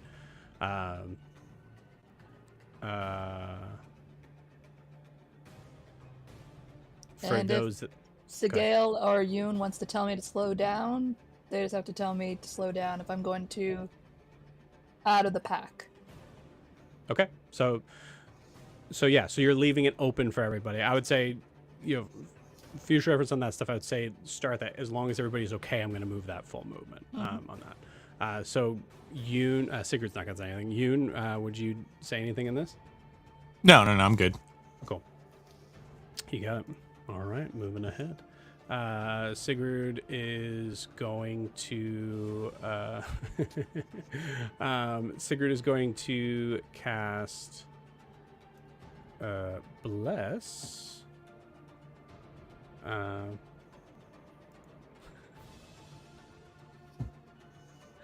Sigurd's going to cast Bless on himself, Yoon, and Ogors. So all three of you are blessed. As he just shouts out, even though we don't have the sun, Pelor is with us at all times. And then just does it like a hip hip. And then just looks behind it at Yoon. Close enough. Cool. We're back to the top of the order. Yoon, you were up. Car, you're in deck. So how far do the Merlenloke seem like they're away from us at this point? I don't think I closed that. I apologize. Let me do Yeah, that. they did they move any closer? They definitely did. So we got a mark for that as well. So another 60 feet. So minusing 60 from everybody. So much math in D&D. That's 270 for Sylvia. It's almost like a bunch of nerds made it up. Seriously. 90. So Yoon, you are going to start this within 90 feet. I'll do the math for my version for everybody else as you're doing that.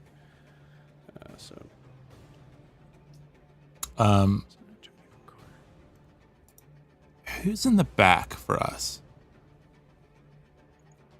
Actually, I can't do that. Car, who's invisible, and then Yeah. Briaris and Kay are probably furthest back in the mist. That Okay. makes sense with those two.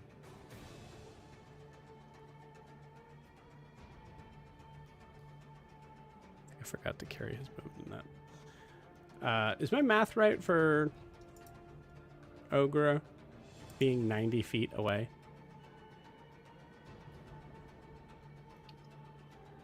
Because it was Also- 180. Why did I put 90? Did I just do math wrong? If Yeah, I think I just did math wrong. if she full on dashed, she would have dashed 120 feet, which would need to be Yeah. 60. If it was 180 minus 120, it would be 60. But I No. don't know. No, she was 180 is where I 300 was before. left with. Yeah. Yeah. Okay, cool. So I just did that math wrong. They move 90 feet. They move 60 feet. So 180 minus 60. Oh, you so didn't do 20. dash. You just did 60 feet. What is their dash probably? No. Plus. Their dash. Merlin. There, that's out. Not Ogros. No worries. I was like, man, you guys caught up way faster than I thought. Okay, cool. So at the beginning of your turn, you are 120 feet away. Okay. And I think I got everybody. Nope, I don't think I do. I didn't fix Kaelonor's. All right. I got 180 for Kaelenor. Does that sound right? Great. 120 feet away from Carvis, you mean? Or from them? Carvis is way off. We are behind we you. are not headed towards You're Carvis. heading towards the shoreline. We're heading towards the shoreline. Yeah. Yeah. We are charging them. Yeah. You particularly are charging them, yes. That's have no you're idea. leading the charge. Yeah. idea. And I think it's towards thematic you that and you not also guys. had no What idea. are we doing here? I love the oh. idea of Yoon getting on a horse and then going, wait, they're getting bigger. We're not going to Carvis? Okay. Car said, I think Car said Unala was going to Carvis, right? Yes. Yeah. All right.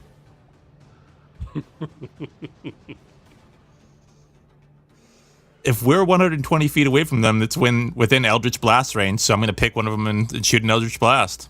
You got it. I think so just making sure because Kaelenor, you're 180 feet away, 120 feet. Yeah, so that moves way past the marine layer. So you are ahead of the marine layer here.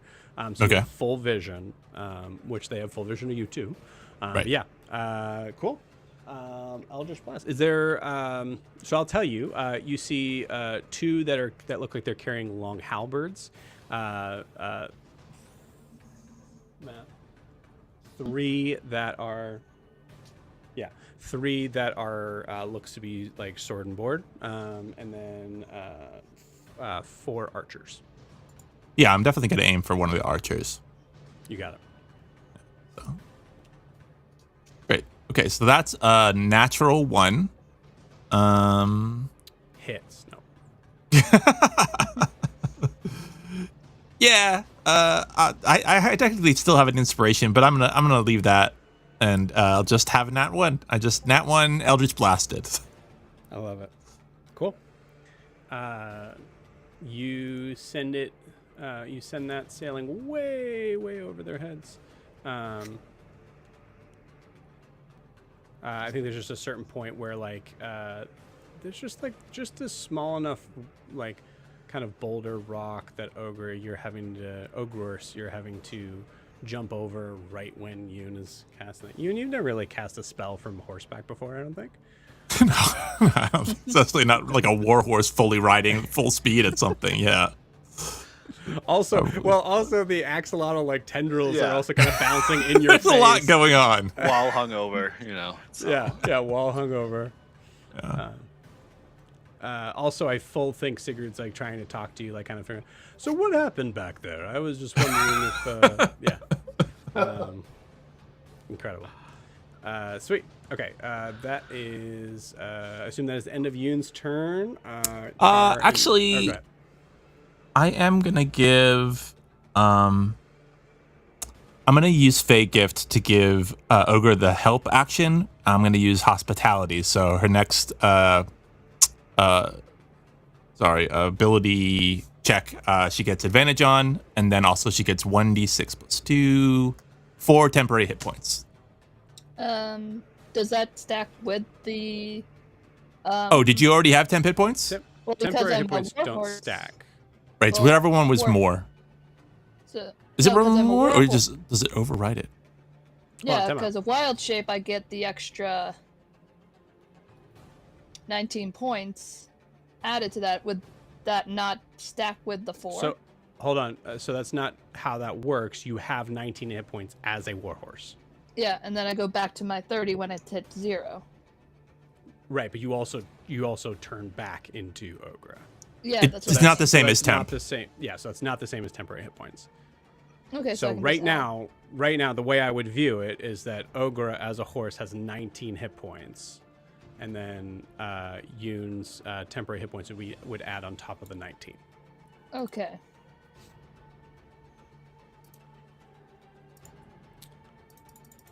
Cool.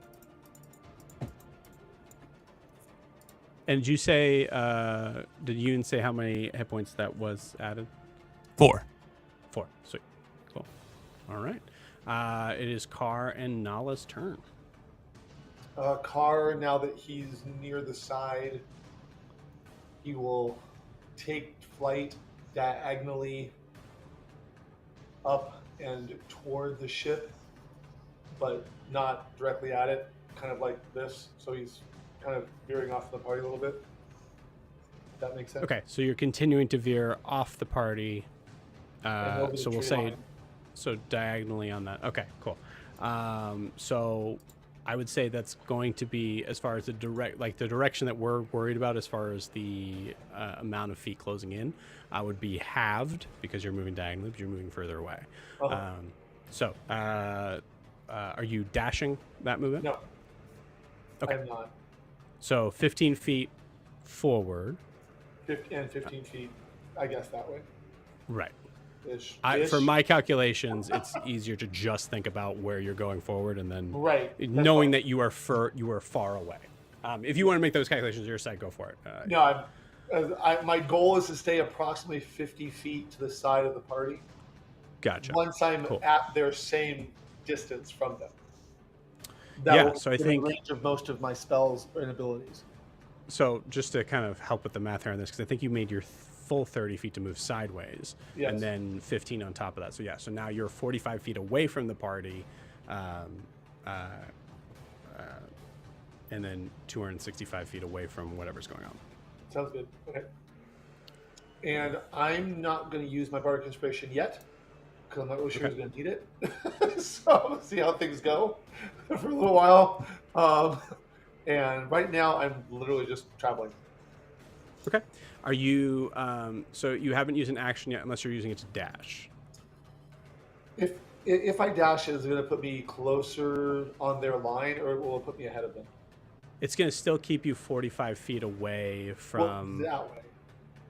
right. But aren't I slightly behind them?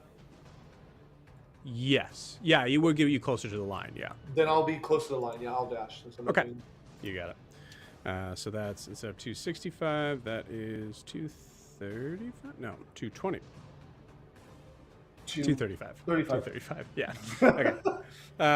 I've circled that and crossed out the others. In Sweet. case you forget them. Cool. You hear an interesting sort of like a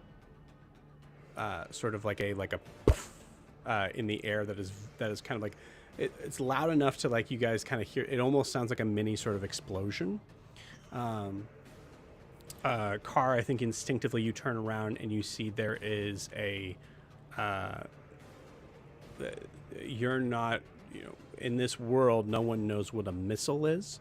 God. But Carr, you see a missile flying in your direction. From behind still, me. Yeah, behind you. Still pretty far away, but it is. You assume it's Nala. Am I able to get out of the missile's way? She's still nowhere near. That sound was her like breaking the sound barrier. Wow. Okay. Well, because last time she shot me in the back, so I don't want her to tackle me out of the air. She's going right through you, man. Yeah. Right. She's gonna. She's Puff just of black feathers. just sharp beak forward is gonna just. Okay. No, Nala's coming to join. Okay. So for the record, she's still moving 100 feet per round. Oh, nuts. Okay. Well, I'm glad she's joining us because we could use some help. Yeah, cool. So she is, she's already somewhat caught up. So she's now at 380. Okay. So she's close to catching up to you guys, because she went 200 feet the opposite way while you guys were running. So that's. Anyways, all right, here we go. So then it is for Yoon, Sigurd, and Ogra. They're gonna aim at Ogra. They're gonna know what they're doing. Ogra. Mm-hmm.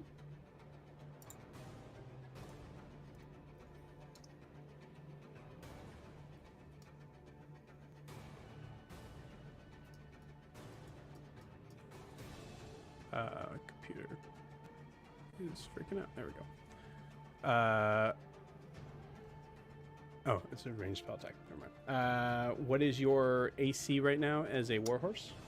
11. 11. So 2 seconds. Okay.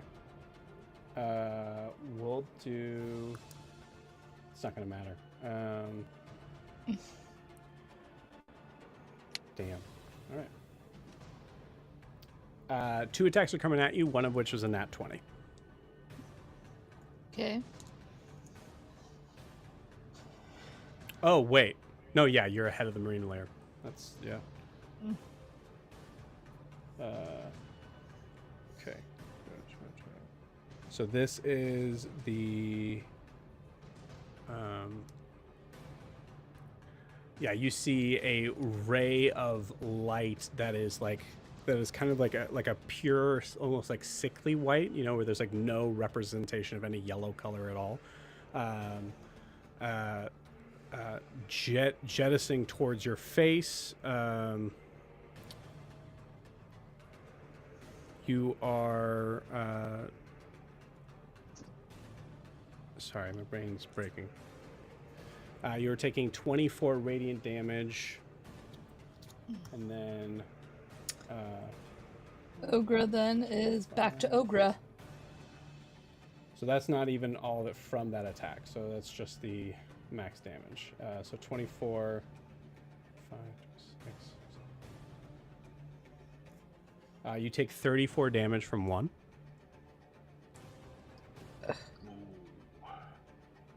Is that all, like the 2 attacks or just 1? That's just 1. Ogra, well, wait. I'm just gonna wait until you're done with math so I can figure this out. Cool. Second attack was a natural 18. Yes? No, I thought we were supposed to head to Carvis's place. Too late now, man. We running Way at too 9 late people. Way too late now. 5, 9, 10. The other hit does 12 damage.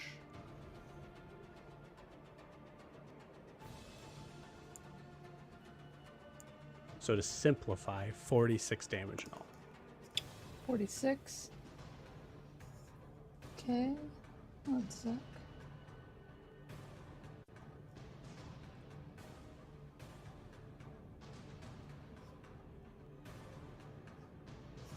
Okay, I'm still up, but she's back to Ogra. Mm-hmm. I need dex saves from Yoon and Sigurd.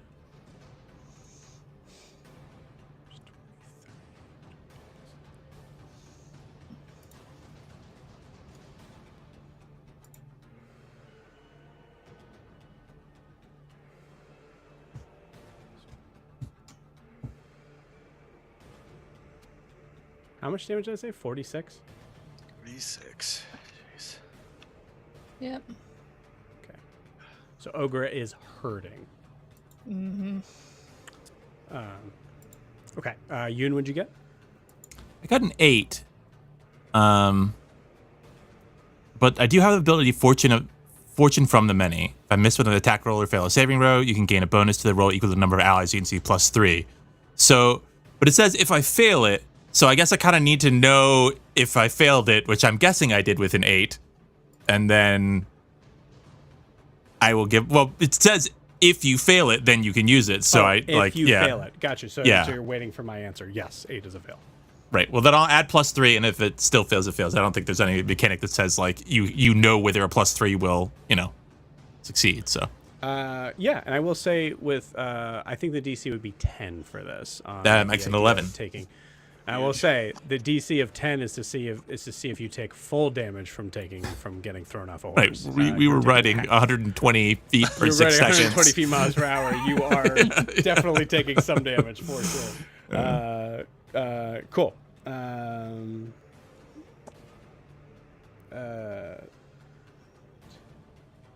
You take 6 points damage. I'm sorry, I totally forgot. You take 6 points of bludgeoning damage. Sigurd also made the save miraculously. We'll say he also takes 6 points of damage.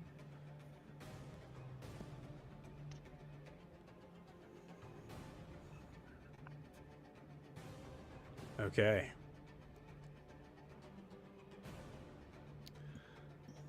Right. We are in it now. Okay. It is now Sylvia's turn. Sylvia's trying her best to get there. So she's now at 210. The archers are going to go. You are Yoon, Ogre, and Sigrud are all within range for their longbows, and you guys are ahead of the marine layer. So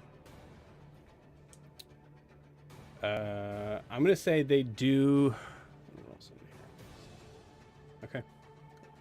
All right. So then I need a D20 luck roll from Yoon and Ogre. I'll roll for Sigurd. What was the thing that hit Ogra? What did she get hit by? It was like just a massive bolt of light, and she got hit twice. Bolt of so light. Two Gotcha. damage, yeah. Okay. Thank you. It's guiding bolt. I have no problem telling you what it was. Okay. But basically, it wasn't the archers, so something else. Was not the archers, yeah. 17. 5. 15? 5? Okay. Yoon, you're the one that's taking 2 of these attacks. The rest, the other 2 are taking 1. Okay. So, this one's going to Sigrud.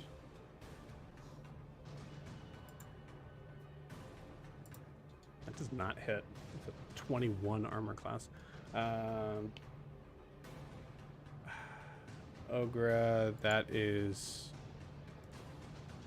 pretty high. Oh, it's over here.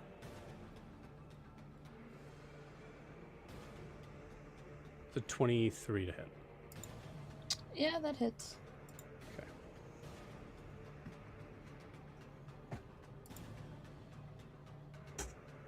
Ooh, okay. That is only 4 points of piercing damage. I rolled a 1. Okay. So Ogre is still up, and it is now the 2 attacks are going towards Yoon. One is a dirty 20, the other is a 13.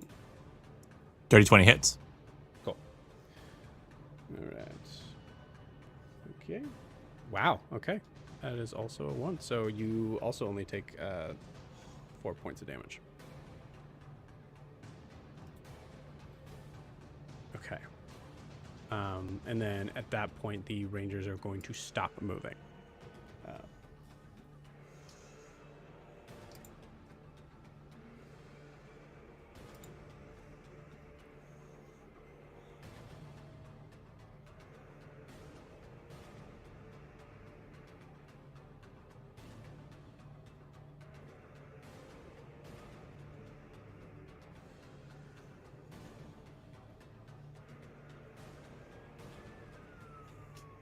What did I do?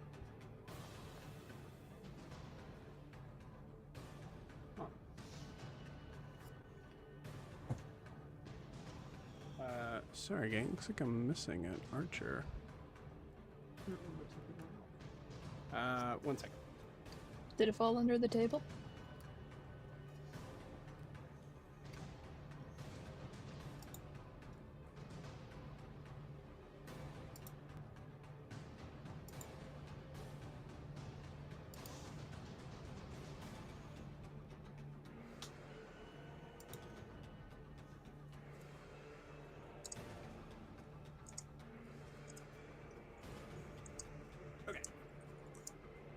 Okay, sorry about that.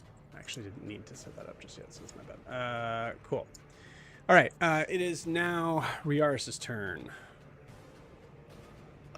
So the Rangers moved up, or I think I was starting 200 feet away. Am I still 200 feet away? Technically speaking, so yeah, so being 200 feet away, Keanu being 180, and it moving kind of along with you guys, you do not actually see anything that's going on. Sure. Because that marine layer in there. But mechanically speaking, the archers stopped right from where they're knowing that this is the extent of their range. This is where they're at. They're stopping, and the rest of them are moving forward. A second mechanical question for you. Yes. What would the range of a grenade be? Mm-hmm.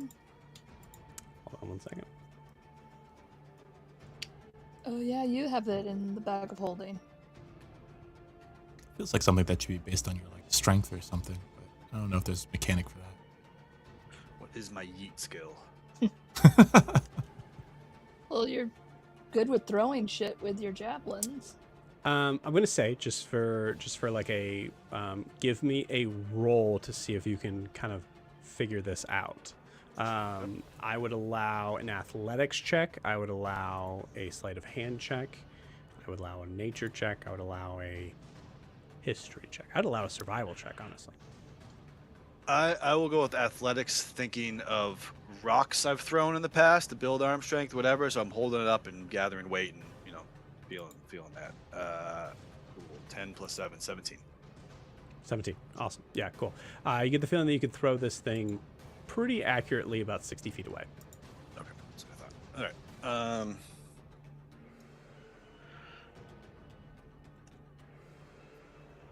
So yeah, I'm at, what was it, 180? Just gonna have to action dash. I don't know if there's a way.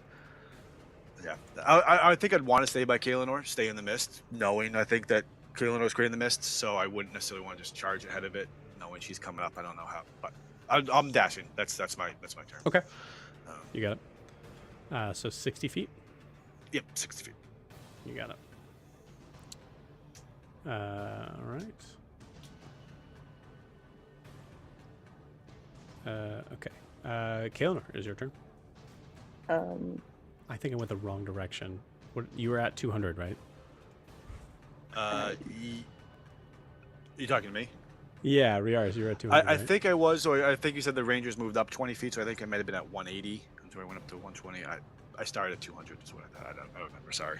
I think I had you at 200 would be the that makes sense. Yeah. the least amount. Yeah. So cool. So now you're at 120, which is yeah. I mean, saying that you want to kind of stay in the range of Kaelinor's mist in this. We'll say you're 120, assuming that Kaelinor's moving forward. Perfect. Right. So That works. So, Kaelinor, your turn. I am indeed moving forward. Yeah. Movement. Bonus action dash. I think that takes me to, if my maths is right, also 120, but I could be wrong. Yes. Sorry, I have you at 180 right now. Yeah. Okay, so top of the round, you're at 180. If you're action dashing, that's a 120. Yeah. How Question: how far is Yoon, Ogre, and Sigrud? Are they also 120, or are they a bit further ahead? There's a thing where you can see through the marine layer, right? Or am I making that up? No. So any you and all creatures within 5 feet of me treat the fog as lightly obscured. Everyone else is heavily obscured, I believe. That's good to know. 1 second, please. So just have disadvantage on perception checks relying on sight. Cool. Awesome. I will say in regards to this, give me a perception check. Okay. Straight or with disadvantage? I will say straight because this wouldn't be a roll if you didn't have this up. Makes sense? That's a 19. Cool. Awesome. Your question was how far away they are? Mm-hmm. After your dash, they're right beside you. Okay. Cool. So 180, movement 30, bonus action dash. And then I will use my action to dash, so I will do the full 90. Okay. So now you're 90 feet, and everyone is... so now the archers are obscured from seeing what's going on, and then being 90 feet right now, 90 feet is pretty much obscuring everyone. I feel like I'm screwing this up for 1 second. So you and each creature within 5 feet of you. 5 feet of you. Yeah. Okay. There's the difference.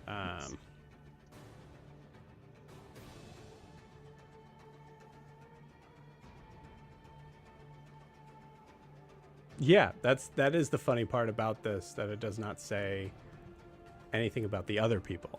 So fog moves the remain centered on you and makes it... Oh, wait. No, sorry. Makes its area heavily obscured. Right. Those within 5 feet of you are lightly obscured. Got it. Strangely Cool. worded. So I will say, Kaelinor, with that perception check, because you nailed it, you do see Ogre is looking really hurt. So if you wanted to make sure that you were closer to her in that, you certainly can. So that she because we have to be inside the fog in order to be considered heavily obscured by other people? Correct. Yeah. Okay. It's that weird fog thing of like, okay, you can't see, but also they can't see you. Right. People that are within 5 feet of Kaelinor, however, can see out. See a little bit better, yeah. Yeah, which is cool. Cool. Yeah, I'll do that. I'll be close to Ogre, and so I can have kind of everyone within 5 feet of me a little bit, but obscured from the archers. Cool. Awesome. We all fell basically together, so. Yeah. I would say I'd say Sigrud is not included in this, but Yoon would be. So Yoon, you are also able to see in this moment. Cool. That is very useful. So that is Kaelinор's turn. Then it is Zed's turn. So Zed right now is 180.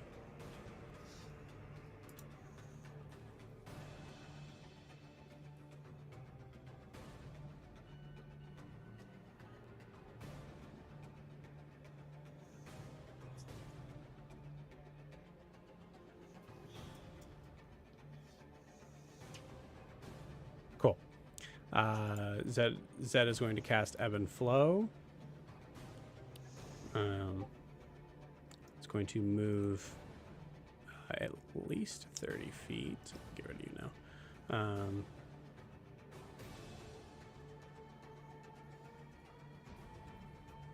Which brings him to... Yeah, he's still kind of in range, so we're going to bring him to 120.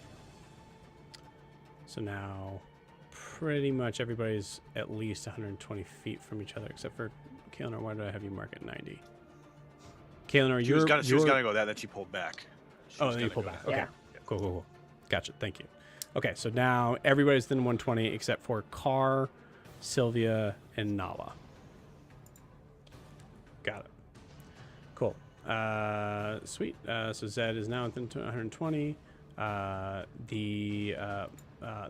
last of the Merlenloke rounds means that they're going to continue forward as an action dash. So now we are officially on the board after this for most of you guys because we're going to take everything down by 60.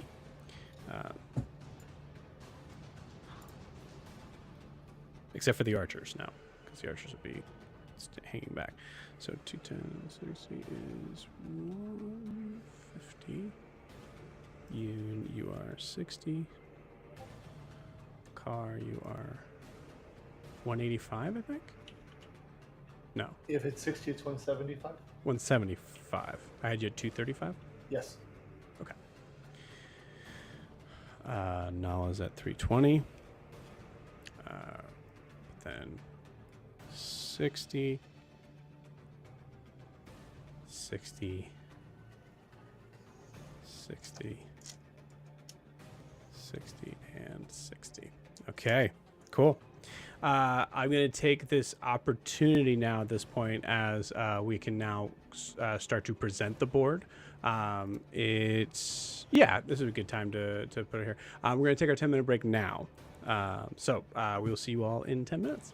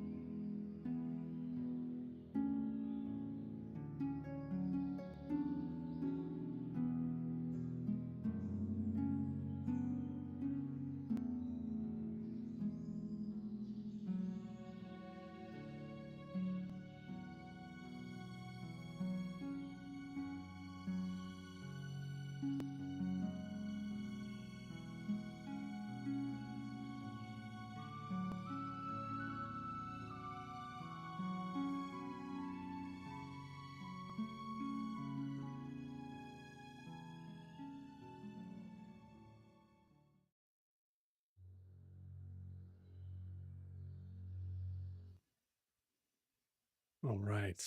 We are in it, folks. So, obviously, you can see some things are a little blurrier than others. It's just kind of showing the distance right there. I'll be able to kind of clear this out as you guys get a little bit closer.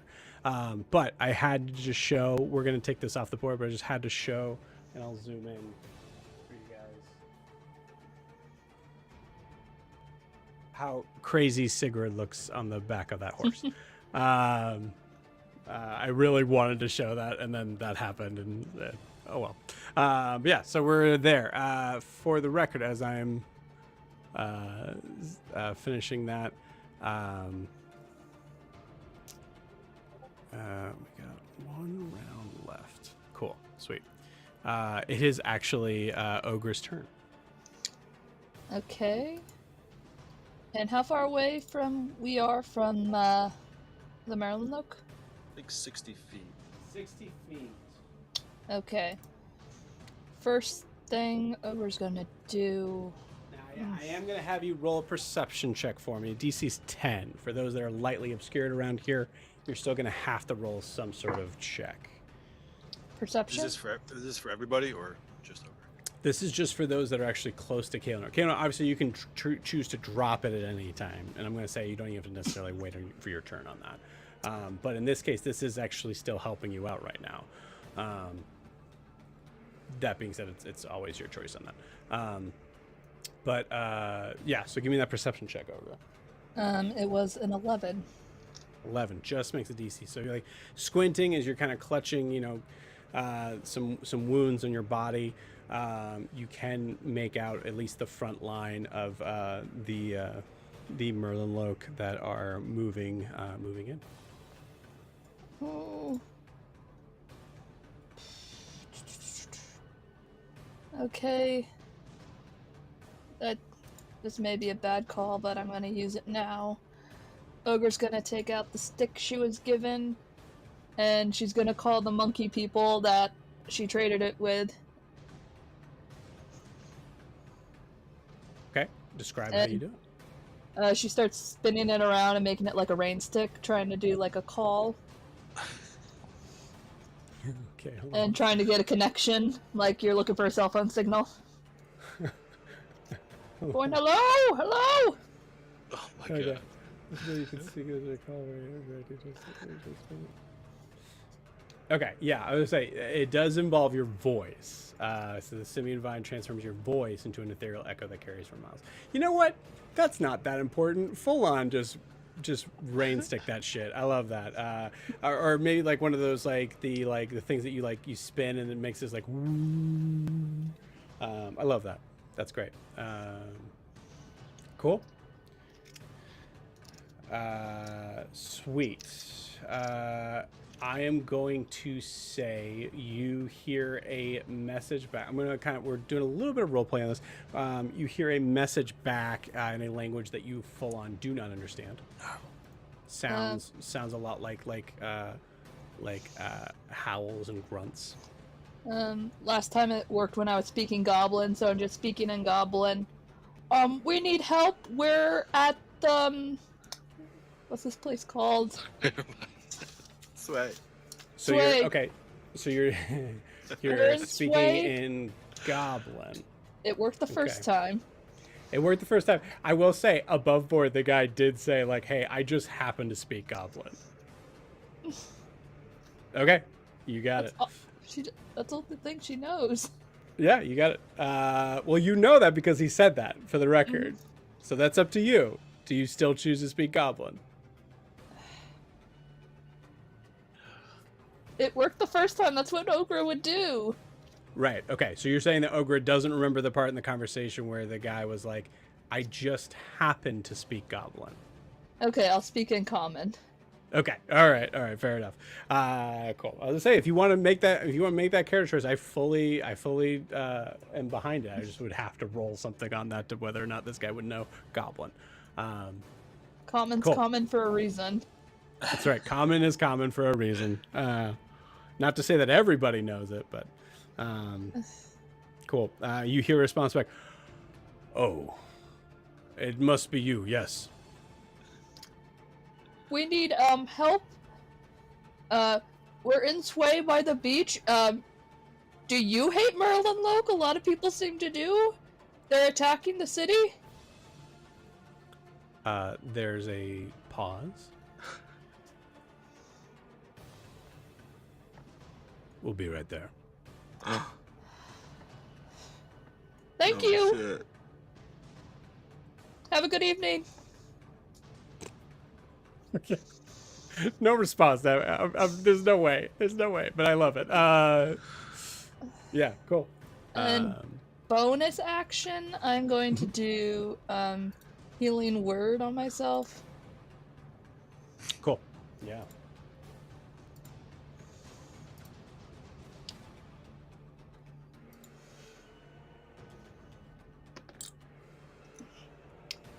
Okay. That's 4 points of healing.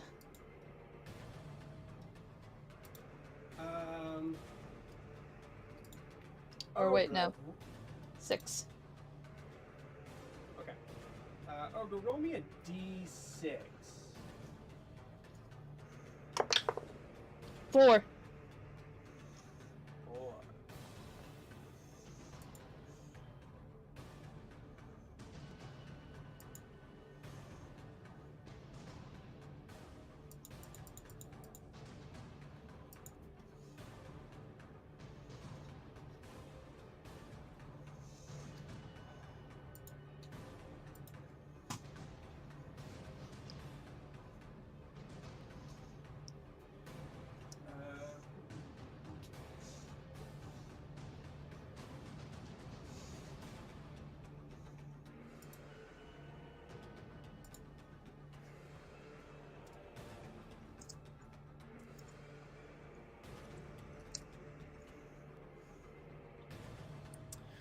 Okay. Ogre, I'm going to ask you something. Sarah, I'm going to ask you something. Yeah. So, the 4 is kind of right in between.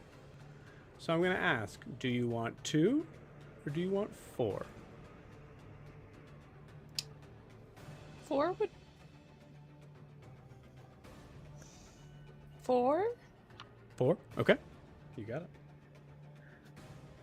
She says with confidence. I don't know if it's a good thing or a bad thing. No idea. I don't know if this is more Merlenloke or the reinforcements. I'll tell you this is in regards to reinforcements. So 4? Okay. You got it. I never said it was the amount of reinforcements. Very fun. I love it. Cool. Sweet. Anything else on Ogre's turn? I just did healing word.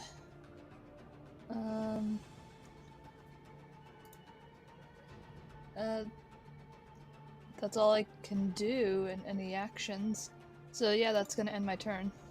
You got it. Cool. All right. All right. It is Sigrud's turn.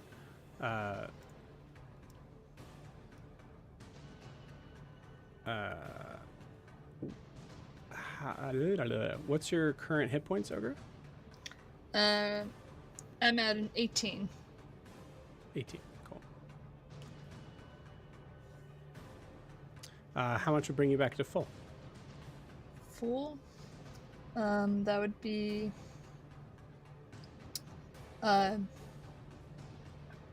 points, I believe, What issue am I not aware of? to get back to 30 points. No, Evan's saying I'm not sure Joe is aware of the issue.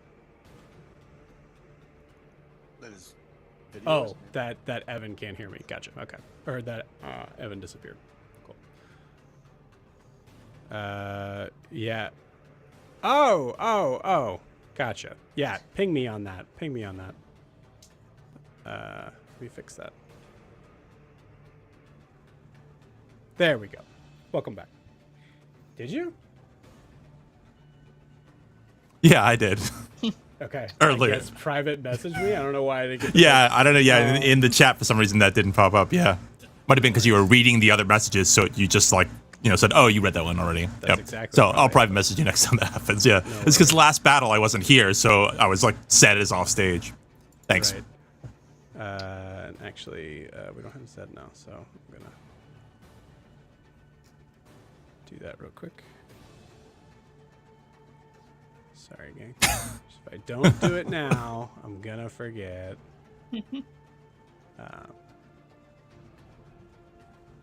And it just has our names in the little bubbles too, instead of the other stuff. I just noticed. Well, that's on purpose. Yeah, this is the battle banner. We're in the battle set. Okay. I never noticed that before. Yeah. Cool. So 20 hit points get you back to full. Is that what you said? What'd you say? No, it was 12. 12. Cool. Sigurd is going to spend an action to, with consent, to put his hands on your shoulders and go, daughter of Pelor, let the light shine within you. And then looks at his hands and then looks around and goes, did that work? That work? We're going to assume that worked. And you see him just kind of ahead into battle. And you see him run ahead. Ogre gives him the thumbs up like, yeah, that worked. Yoon looks down at the arrow in his thigh, looks at him, and just goes, all right, just pulls it out. Full on doesn't see you, like he just kind of moves it around. I think he gives you I think he actually like gives you like a slap on the back as he's running by. But like, nope, definitely not laying hands. It's good. Cool. So he is actually just, and I will say, if anybody wants to call him back, you can. But putting it, because actually, let's see. All right, we're going to go back to Marine Layer again. Marine Layer moves with you, remaining centered on you, making it so you can't move where it is. It is centered on you, right? Yes. Cool. So 20 feet in all directions from you, 5, 10. Wait. That's so big. Yeah. Holy cow. Okay, cool. Never mind. He is still 100% within the fog. He stays there, and he can't see. And that's Sigurd's turn. Back to the top of the order. It is Yoon. Car, you're on deck. All right. Yoon is going to cast Mirror Image, and 3 copies of Yoon pop up. Nice. And then as a bonus action, I'm going to draw a card. Do it. See what I get.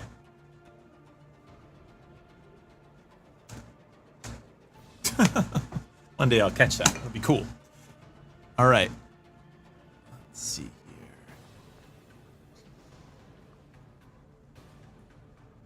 10 of stones. Nature's bounty.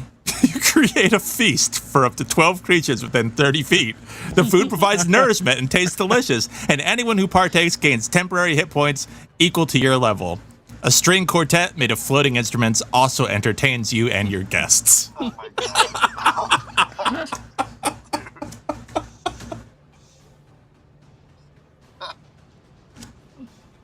Please hold. Holding. That's unreal. Please tell me he has little food he's gonna put out. I'm putting out little food. I feel like Greg should be automatically summoned and sort of like handing out hors d'oeuvres to people. Like, oh, yes, it's cocktail party now. He's the string quartet. Champagne flute. Yeah. So, what I'll do, just for the sake of time, I'll just put out a table and just imagine. That's fair. Yeah. Full Hook Lost Boys style. Just imagine the food. Like Yeah. strings battle music. Okay. Yeah. Yeah. Actually, Just feel like. Dude, that's incredible. there you go. Thank you. All of a sudden, you guys haven't gotten fight music up until now in game, and now you have it. Actually in game. Actually in game. Actually Yes, in game. there's live accompaniment to this battle. Wonderful. Yes. I love how like we have this giant wall of mist, and then here like this thing swirling around, sound to call, and then also like orchestral stuff coming. They're probably like, I who are these mean, people? I want the Merlenloke to at least react. I don't need a die modifier, but they've got to be like, what? Intimidation, surely. What makes it so much Right. weirder is that no one can see you guys. So no one can see Yoon doing this. It's just all of a sudden food appears. I think you see some of the like kind of like take a step back, getting ready for whatever is forming in the air around, and then that just starts playing, and they're fully confused. I think. What? Yeah, I'll roll. No, they're I'll thinking roll. this is way a huge intimidation tactic, and we're just having a little snack. Yeah. Cool. One of them does roll a 2. And is fully taking a step towards that area. Everybody that's who all I eats can do. gets 4 hit points, by the way. Does it actually heal? It says provides it, and anyone who partakes gains temporary hit points equal to your level. So, partakes is the word there. Now, it depends. It's the same as like the actual Nature's Bounty spells. So, yeah, I mean, Cool. if you eat the food, you get 4 HP. We will Temp. allow that. Oh my god, that is actually kind of fucking cool. We'll allow potion rules to this. So bonus action to partake. Action to feed someone else. Right. So same thing. That is actually kind of cool. I like that. But you do. I'm gonna say you do have to be within 5 feet. Right. Yeah. So it creates a place to hold. Like hold the table. Grabbing a chicken wing and just, whatever. Just Just one hand. alternating. Just, Oh my god. Cool. Now it's a party. Anything else on you? That's it. That's my turn. Love it. Can't imagine doing anything else. Incredible. Did I minus Nala's? I don't think I did. 2, 8. Cool. All right. Nala is Nala's still jetting towards you guys. She's now 180 feet away. Also, actually, Ogre, roll me a d4. That fell. 3. 3. And then roll me a d20, please. Okay. 14. 14. Nice. Okay.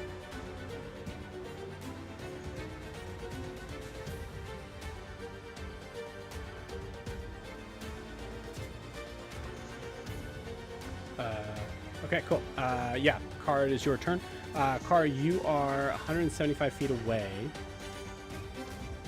I'm not actually where I am on that board yet. Correct. Yeah. Okay. I would like to continue moving forward. Is the music super loud for you guys? It's a little loud. It's loud. Yeah. I mean, it's yeah. Oh, because it's only affecting.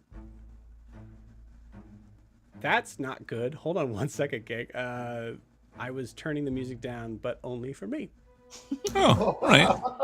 That's good. It's good that you can do that. That's good. That's good. Gotta link those guys. Okay. Cool. Yes. Car. So you are 175 feet away. You are currently invisible, and actually, I will give you invisible again. It's like he's walking to the board. Joe the Giant. There are giants in the sky. Cool. What would you like to do? Just dash forward. So take my full 60-foot movement. You got it. I am still holding the I'm not holding per se, but I'm not using my last bar of inspiration yet. I did, however, roll for my tail from beyond to see what it was, and above board I rolled a 4. So Okay. it's the tail of the runaway. And so just in case I do spout off, I'm going to use blah blah blah. I really did roll it. You'll still have to tell me what it is. Well, I know. Yeah, I will. remember. I haven't saved, but I did roll the die and got that. So Cool. That works. beyond that, that puts me, if I take my full 60, it puts me 115 feet away from the Merlenloke. Yes, that's what So I I'm got. probably still not on the board yet, but that is what I'm doing.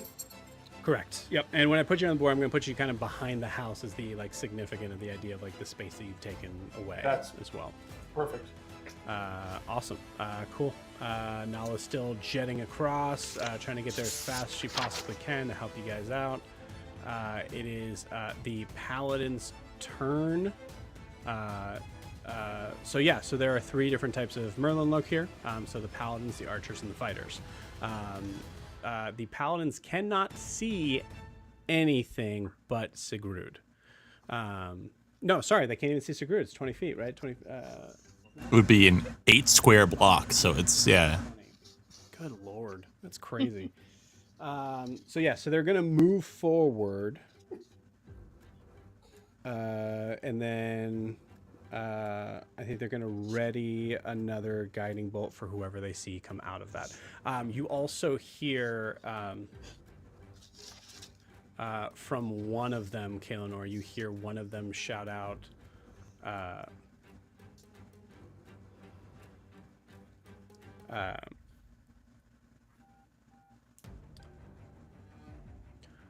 Using the spells given to you against us, Tradite. I see. You hear Tradite, which you know to mean traitor.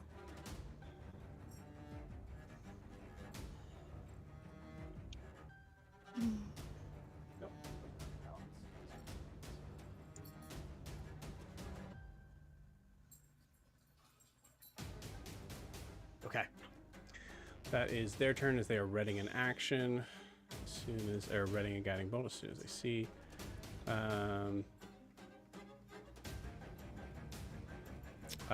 It is.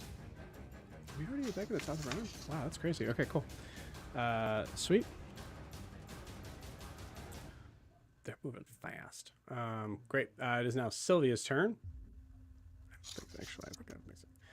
Sylvia is going to try her best to continue to close the gap. She is. Oh, she's not that far away. 60, 90. She's now within 90 feet. So she's close enough to be able to do something. Hold on one second. Let me pull up her thing.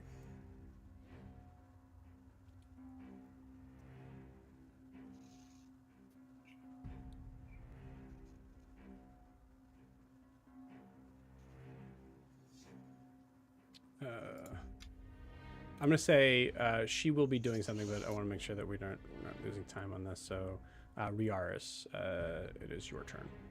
Oh, wait. Sorry. It wouldn't be your turn. It'd be the archer's turn. All right. So, sit tight. Okay. Sorry.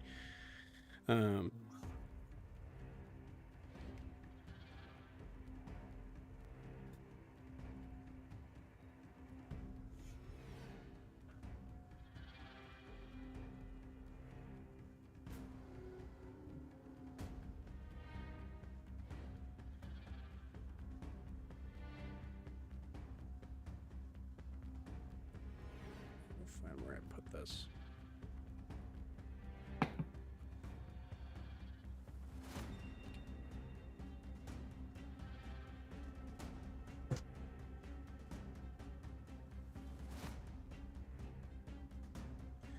Okay.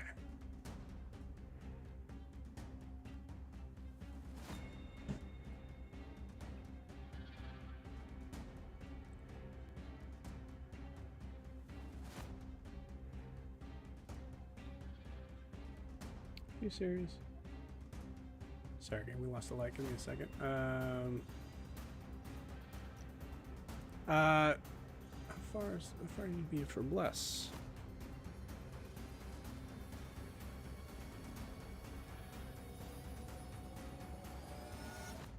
$30 feet. Oh man, this is the hard part playing spellcasters in this. Sorry, gang. I think she's going to. She can't see anything. That's the hard part right now. So I think she's just gonna hold her. She's gonna hold a healing word for when she sees someone hurt. I'm gonna say. She sees the mist, and she's trying to make her way over there as quickly as she can. Okay. I will fix that light, but before I do, I need to do the archers real quick. The archers can't see anything. Well, They. What's that? technically they're blind. That's what heavily obscured is the same as the blinded condition. So they attack with disadvantage, and technically, like the blinded condition is people won't attack, you have advantage. But that's what the DMG says about heavily obscured, is that it's the same as Right. being blinded for them. But Right. Yeah. Right. I think in this case, the idea of them being that far away and then also not being able to see who's in there becomes a whole other level of that. yeah, That's my perspective. yeah, that's fair. It's reasonable. Yeah. So what they're going to do is they do know that there's no one on their team on that side, so they're going to just fire randomly in. So I am going to have everybody roll me a dex save. They're a little closer now, so I'm going to say it's a DC 13.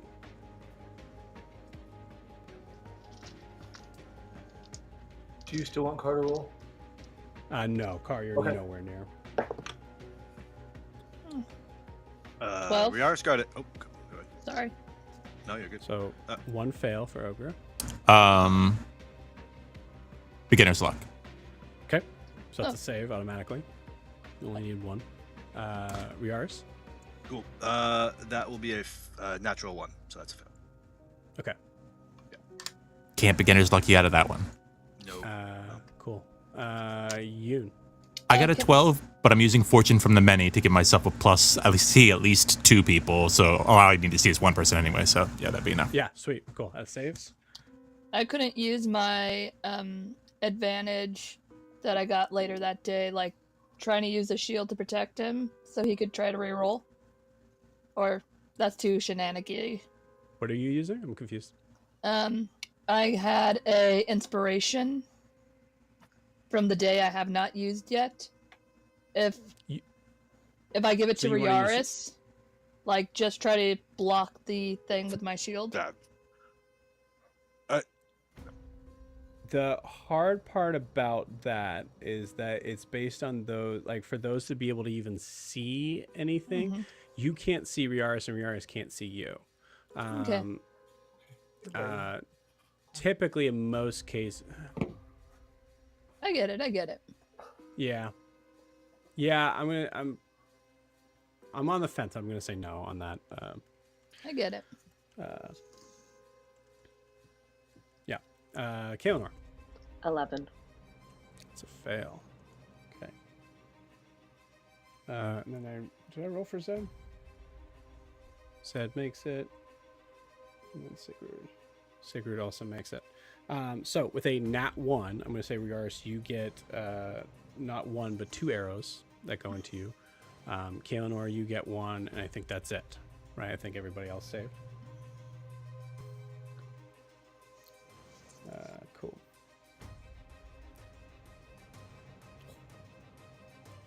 So that is 12 points of damage to Riaris. And then 3 points of damage to Kaelinor.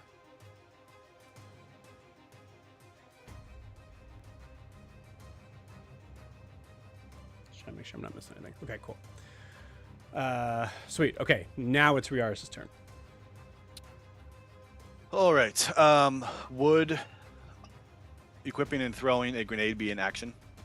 That's safe to assume. Yes. Okay. What I will do first is I will use my bonus action, and I will I'll say, so I'm head to Talia. I'll say, all right, Talia, I think it's the time. let's do this. And I will cast Celestial Revelation, which is Radiant Soul. And so you see my eyes will just ignite, like fully, just full, like, you know, 2 suns in his eyes, and wings will sprout out of Riaris's back. And I will go up 25 feet up in the air. So I get my movement speed. So I'll go 25 feet and throw the grenade. I was going to ask if I could see the lower where they are, like if the archers are all clumped back there. I'll try to aim for them. You're gonna aim for the archers specifically. Yeah, could you move the camera down just so I could see like that their back line? Absolutely.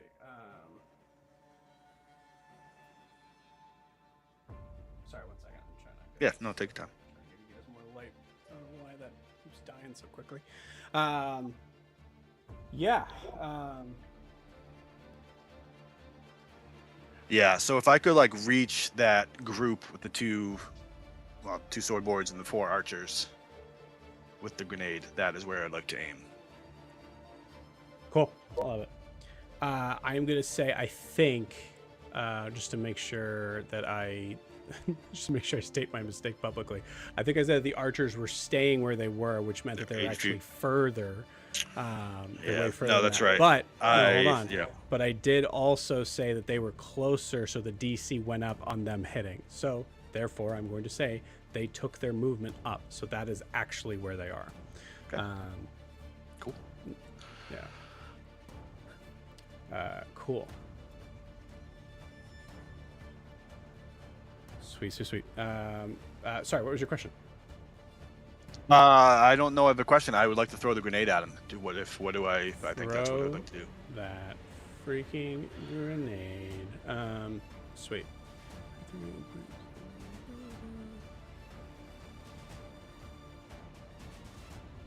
Is it one of those like gnomish grenades? I don't know what its stat block is. I'm gonna tell you straight up, it's just a straight up grenade.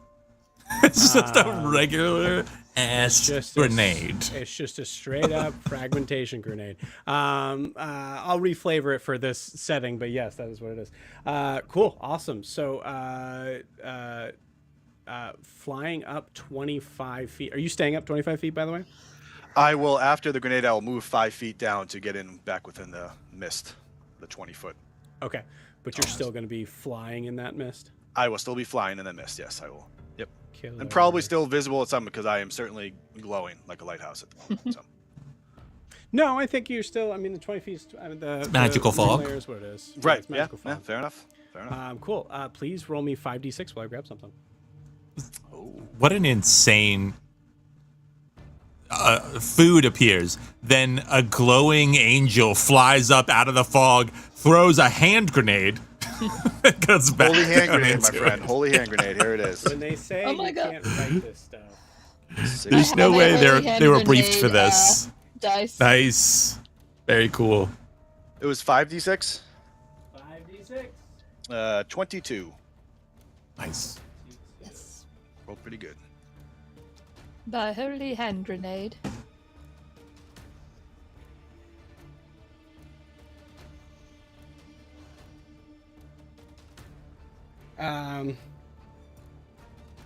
Cool. Let me roll saving throws for everybody involved, which is going to be the 4 archers and 2 of the fighters. This is everybody within a 20-foot range. So that is. I'll roll for the archers first. Let's do this in order. Jesus, those are unbelievably bad rolls. Only 1 saves for the archers, and 1 fighter saves. So I'm going to say, to simplify, everybody on the right, far right side says the rest of them are going to. They're all going to be taking damage no matter what, but it's half damage on a success. Cool. So as you throw this grenade, you kind of go down. Do you like alert anyone in the marine, the marine layer of like there's going to be an explosion? I don't think so because I know nobody's there, so I'm not worried about hitting them. Maybe I might just. No, I don't think so. I think I had an internal conversation with Talia and just would have gone to do it. Okay. Yeah, and I think I would go 5 feet down. I don't even think I would do anything else. That's my turn, and I would just kind of hover there. Kaelinor, having like the best line of sight as someone who has used this feature before, I'm going to say it's kind of coming from your point of view. You are not really aware of what Riaris is doing, but Riaris seems to throw something. You notice the archers kind of like look in the direction towards something on the ground, and you see all of a sudden all of them just start to get blasted away. You don't hear anything. And you're wondering for a second, based on the lack of sound, based on the effect, if you were like all of a sudden deaf or something, but you can hear the sound of the waves crashing in. You can hear the yells of your teammates or whatever.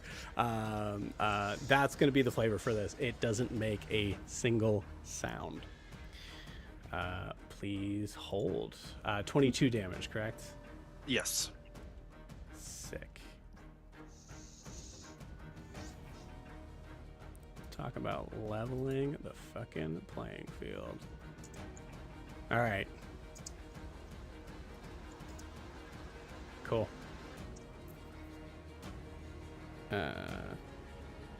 If part of my celestial revelation, I get to do 2 radiant damage to any one target once per turn. So if there's any that's hanging on, I see maybe a little boost for the holy hand grenade. Oh. Or if you want me to Does roll it a only, dice, does it only take? Does it only take? Is there only one person that takes it, or do they all only take one it? person. Yeah, once per turn, you can deal an extra 2 damage to one target Okay. when you cool. deal damage to it. You got it. Through one the of grenade is just awesome. It's so Some good. Power holy power goes through the grenade shrapnel.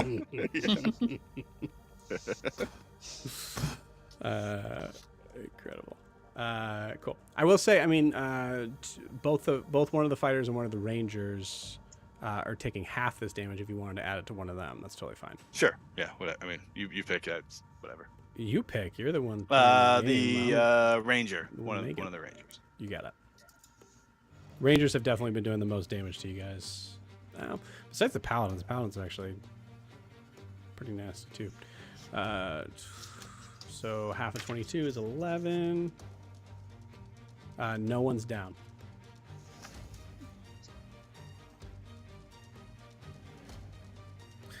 Okay, cool, awesome. That did massive damage. Anything else on Riaris' turn? Oh, that's it. Tapped. You got it. Kaelinor, you're up. Okay. Fuck. Jesus. I'm gonna move, I think. 30 feet a little. No, fuck. I'll move. 1, 2, 3. I'll move half movement for now, I think. Just a little bit more forward. Okay, so you move 50 feet? 15 Yeah. feet.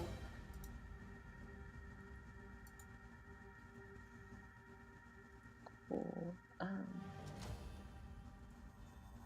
And then I'm gonna throw a javelin at one of the paladins. Actually, no, hold up. I could probably. Nah, 30 feet. I'll throw a javelin at a paladin at the front. If I can see them. Throw a javelin at the paladin. Yeah, I'm gonna say so. Like, I think with the marine layer, like how it kind of works for you. I'm going to say like any sort of like basic sort of sight now at this point, you can see no problem doing an action on that.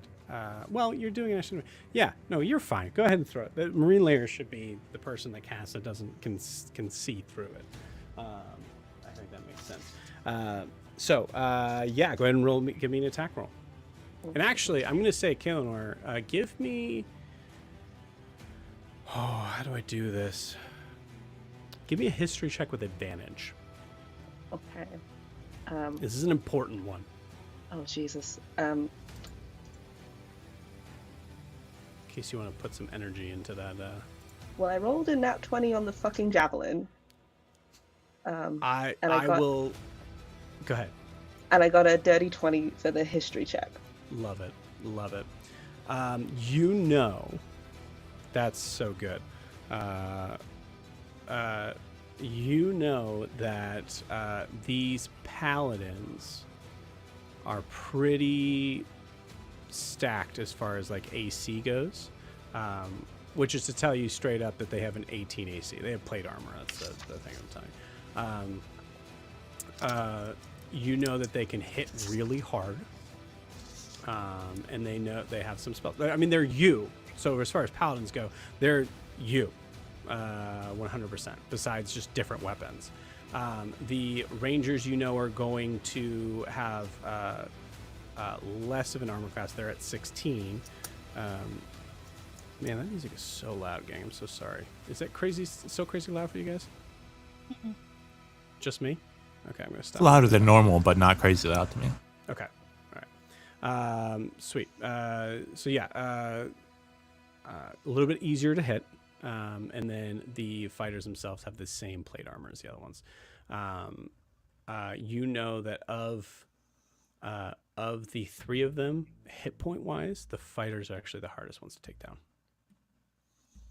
Okay. So that is the paladins are usually considered to be the leaders. But that I don't know if that information is 100% useful to you or not, but I just want to make sure that these are your people, or were your people, we'll say. So you would know a good amount of stuff from them. But with a nat 20, phenomenal. So max damage plus the roll. Javelins, is a javelin a D8? What are the javelin? 1d6. Okay. Plus 3, which is 9. Cool. And so go ahead. yeah, can I throw a divine smite on that? So I want to be very clear on this. You cannot divine smite with a ranged weapon. For anyone who doesn't roll a nat 20, please feel free to add a divine smite to that. Fuck yeah. Fuck yeah. These Okay, guys so- called you a traitor and are attacking your friends. Absolutely. That's 2d8, right? Yeah, I think first First level level. 2d8. The first level, yes. And But it'll also add to your crit. Like it's also going to crit as well. Okay, so I will roll the 2d8 then. So go ahead and roll 2d8 plus 1d6. Plus 1d6. Mhm. So 9, add 5, 1, 2, 3, 4, 14, add plus 3, I believe. For the, So you don't add the modifier? ability modifier Okay, again. cool. So it's max damage plus the roll. So let me just make sure. 9 plus 14, and then you also have the 9 crit plus- on smite. So 9 plus 14 is Yeah, 23. 23. So 23. Plus 16 from the smite crit. See. Did we already 39. double the d6? Or did we double the javelin? Or did we add the damage from the javelin, the max damage from the javelin? No, I think that was the first thing we did. It was a 6 plus 3, and then we rolled in the d6 later. Mhm. Okay, so that's where the 9 comes from. Yeah, cool. Yeah. So 9 plus 14 plus 16. Yep. Cool. The javelin. 30. With a javelin. 39? 39. 39. 39. I think, yeah. Holy Fuck. shit. Yeah. Don't call the woman names. I hope Don't they are call so the woman bamboozled by all names. of this. I hope they have no idea what's going on. Grenades and feasts and smiting javelins. Give me an athletics check on top of that. Amazing. Okie dokie. 39. Is that a nat 20? 23. What? Here all the rolls come. Here they are. You can have my rolls, Kellenor. It's okay. Hell yeah. What? Get him. Oh, this is my story moment? Uh, Yes, there it is. Uh, Let's go. roll me a d6 plus 4. Okay. 5 and 4 is 9, so 9. Cool. Cool. Please describe to me how you attack this guy. I think Kate reaches for a spear, and fully launches it, and also is like kind of like not stepping out of the mist, but like stepping out enough so this guy can like fully lock dead eyes with her as well, as she like spears the javelin right into its heart, and then steps back into the mist. Just a little peekaboo. Cool. You whip this javelin, and you see it soar through the marine layer. You see the other, like the paladin who called you Tradite, is turning back to like yell to the other Merlenloke. Looks back. It slams him right in the chest. As that happens, Can you describe to me what the magic looks like that comes from it? Because I don't think it looks like Merlenloke magic anymore. It starts off kind of taking. It looks like it's going to take a serpentine route, but the color is different. It is dark blues and light blues, kind of this aquamarine color, as it kind of, the way I imagine like an entangled vine, that follows through with the javelin. Incredible. If 36, 39. If 39 damage wasn't enough, you send this dude flying back 9 feet. 9 squares. So 45 feet. 45 feet. You send, and you see like all of a sudden the other pallet is looking back, and the dude is gone. He is flown back into the archer. Please roll me a d6 as we were adding that to the damage to not only the paladin but also the ranger that gets hit with it. This is The the spear dude goes full through the plate guy's armor. chest, and then it goes to the other one, to the archer behind him. I'm so sorry. He is still alive. It's a 3. 3, cool, yeah. 40, math 42, 42. and then 3 is 25. Total on feature number 3. Good lord. Wow. Nice. Awesome. Anything else on Kaelinnor's turn? That was action. That was action. That was one action. That was definitely action. Action Plus was action. Bonus action. I don't think I can. Bonus action. I will harness divine power to get a spell slot back. Cool. And I will also. I want to kind of, if I can, relay the information I know about these guys. Just saying, the rangers are the easiest to hit. The paladins are the leaders, and the fighters will be the hardest. Cool. And relay that information to everyone. But that's You it. got it. Awesome. That's also, isn't that your first real aggressive act against the, like you had the fog, but that's your first attack against the Merlenloke, as far as like, yeah. That This guy calls you traitor, and he goes full The on. first. Man. The guy said I broke up. We were on a break. I think there's a certain point that like in character when like there's like maybe a little bit of Kaelinor that was like worried about like, am I gonna lose the parts of me that I've worked so hard for, and being able to build up the understanding and the ability to use magic. And as you throw that, you're clearly understanding this moment. Nope, it's definitely different, but it's just as powerful, if not more. Unbelievable. Cool. And that's everything, I think. Oh my gosh, That was everything. that was everything. amazing. It is now Zed's turn. I think Zed is going to look at that and go, okay, yeah, that was cool. And he's going to come up.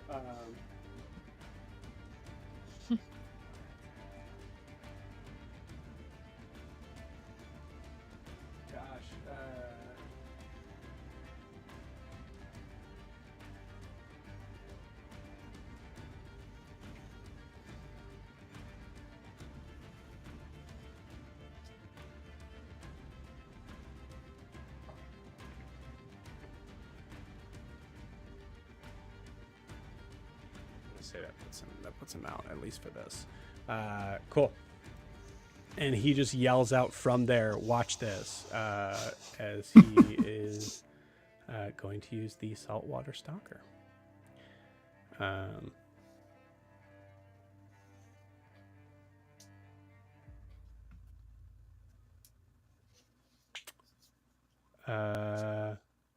Okay, cool. He is going to use the ensnaring vines dart, and first off needs to make sure he hits. He looks back and says, watches this, as he shoots with the saltwater stalker and isn't really paying attention as it just glances off the guy's armor. That was not high enough roll. Hill of Thorns does nothing for that. Ebb and Flow, just making sure. Yeah, it does nothing for that. You have to hit. So yeah, unfortunately, he is now kind of stuck there. You could bonus action eat some food. Hide under the table. He hasn't really taken damage yet. Yeah, I think he will bonus Well, it's action. it's temp HP. Oh, that's right. That's right.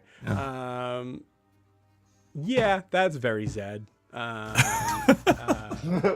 As he looks to the side and goes, "Oh, coconut." Gains 4 temporary HP. Sweet. Okay. That's a turn. It is now the fighter's turn. Okay.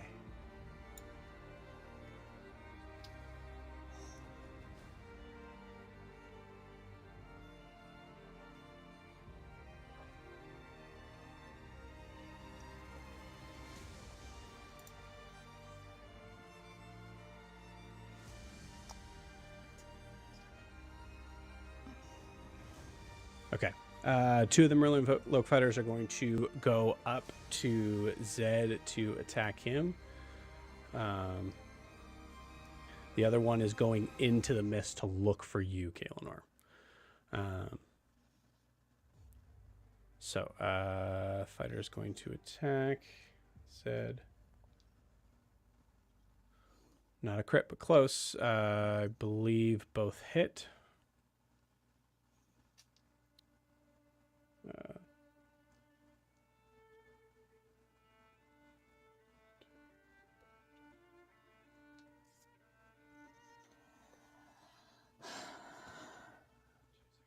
Eight plus 8 is 16. Zed takes 16 points of damage. Ooh. Brings him to 19. Okay. And he ate that coconut. He ate that coconut. Good thing. So the Merlenloke fighter is in there. He cannot see anything. He is blinded. I am going to say he knows where he knows what to look for. They're Merlenloke. They've seen this. They know how this feature works. So it's still going to work in the idea that like you have like anyone who attacks him, he's going to have this advantage on like whatever. But directional wise, he knows where he's wanting to go. Okay. That is them. Cool. I really wish I had this sound. But you hear from the far distance behind you, seemingly a world away, the sound of the town bell ringing. Doom, doom. And you hear you hear from the top of the shop next to you I won't be able to recreate it well, but I'll say you hear a yell from the top of the shop there. Get the fuck away from this city.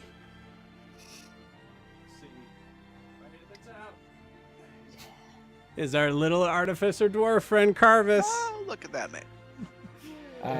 As he also has a grenade and is going to launch that sucker. Does he have wings? Yeah, does what? have What? wings. Oh my Nice. And actually, yeah, because that's fun and that's cool. He's going to just fly over and drop it. God. Yes. Die bomb. He specifically talked about that maneuver while we were talking to him. He Hey, can't just fly over and drop I'm gonna some say, stuff. like, just for the record, like, Yeah. he can't fly. He's gliding, essentially. Right. Like, that's his. Okay. Falling with style. If you said to him, "Wow, you flew," he will once again grab you by the collar and say, "You don't understand." I didn't. I glide. Still trying to work that out. I think he can like fly for like a short distance because we didn't see him up on the clock. Cool. Can someone say, Sarah? Can you roll me 5d6, please? Oh shit. Oh yeah. 5d6. Mm-hmm. Yeah.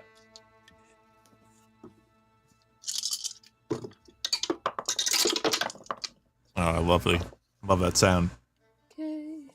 8, They all failed. They all failed. 13. They don't know what to 6. do with the grenades. A 4, a 6, a 3, and a 2. I forgot one. God. And a 10. They all fail. Okay. Yay. 8, 10, 13, 14 damage. I rolled really shitty. 14. Okay, that's all right. That's still pretty good. That's still damage on people that have already been hit too. Incredible. So yeah, you see him kind of swoop in, drop it down, and kind of like swoop back down. Yeah, why did I put that on there? He's if he's gliding from there, he's gone. We'll keep it up there because he does have like a short flight, I think. As I'm making his character up on the spot. 36. He could have Rangers like are all- dropped it on his way in and then landed on the building or something like that. You know? He's testing out a He new can't- prototype, you know. Give him a little boost. I will say he came from the building, so that's the hard part. Of Oh, I see. 25. 30. Oh, did he teleport? I don't know how he got here. Yeah. I was Well, like, man, yeah. Nala is going fast. How is he here before her? Yeah, That's yeah. That's how. Okay. Nice. That's how. Oops. Control Z that. Oh my gosh, that's why I love Google Docs so much. 42 plus 14, 56. Yeah, our paladin is also really hurting. Okay. Zed's in trouble, but looks like it looks like you guys could possibly win this. Let's see. So that was Carvis's turn. It is now Ogre's turn, then Sigurd's on deck. Okay. Question. Go for it. The line of paladins, if I wanted to know how much is a 20... Let me reread this.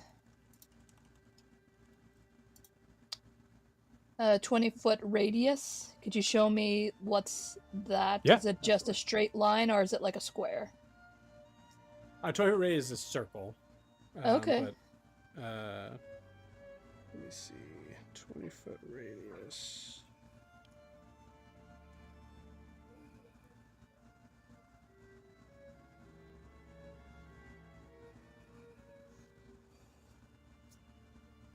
There we go. Which area do you want? So there's one paladin up there. There's one paladin way back there. So The group of paladins by Zed. there's one paladin. Like there's no group of paladins. Oh. You're saying okay. So you're saying I think There's 3 guys next to Zed.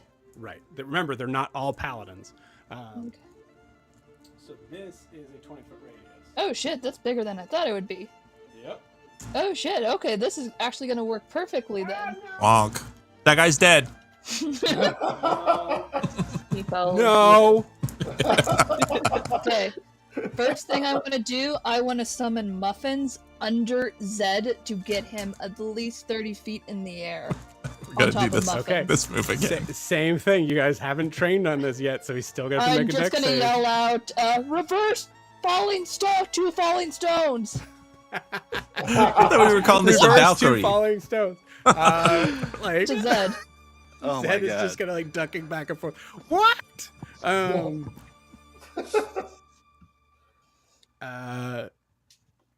What do you think it is? A deck saving throw? That makes sense, right? Yeah. Mm-hmm. Yeah.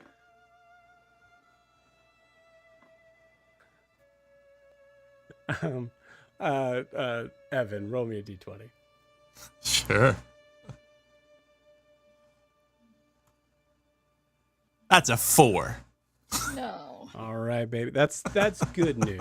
Okay. That means we're looking low. So Zed is freaking out, but is able to hold on as you are able to summon. Is there a range on where you summon It Muffin? doesn't say anything about a range when I summon him. I was looking for that.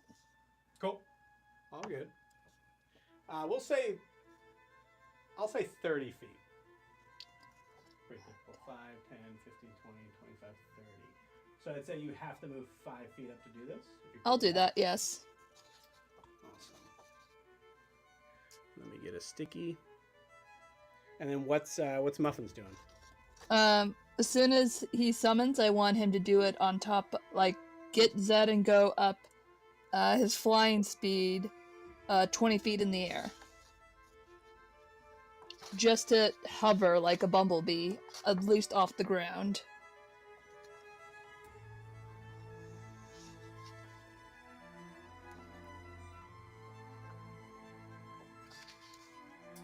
Okay. I am going to say, I think it's so crazy that I don't think that Zed is going to take attack of opportunities, but I do think that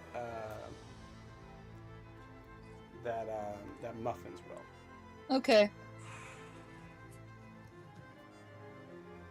So what is Muffin's AC? 14. 14.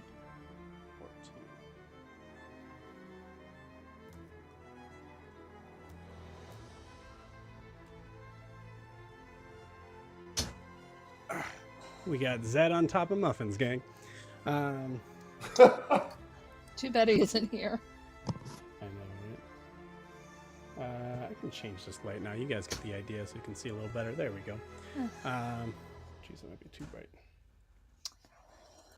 Bring it down here. Okay, cool. AC 14. He's gonna have 3 attacks on him. When he gets attacked for the first time, it is with disadvantage for startling presence.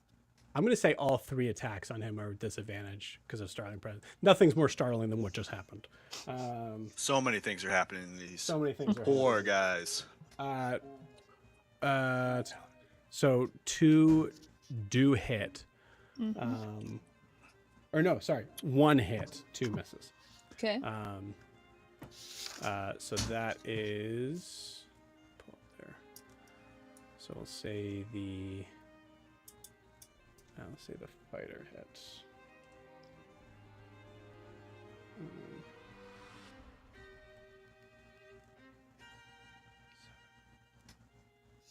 That is 11 slashing damage. Okay.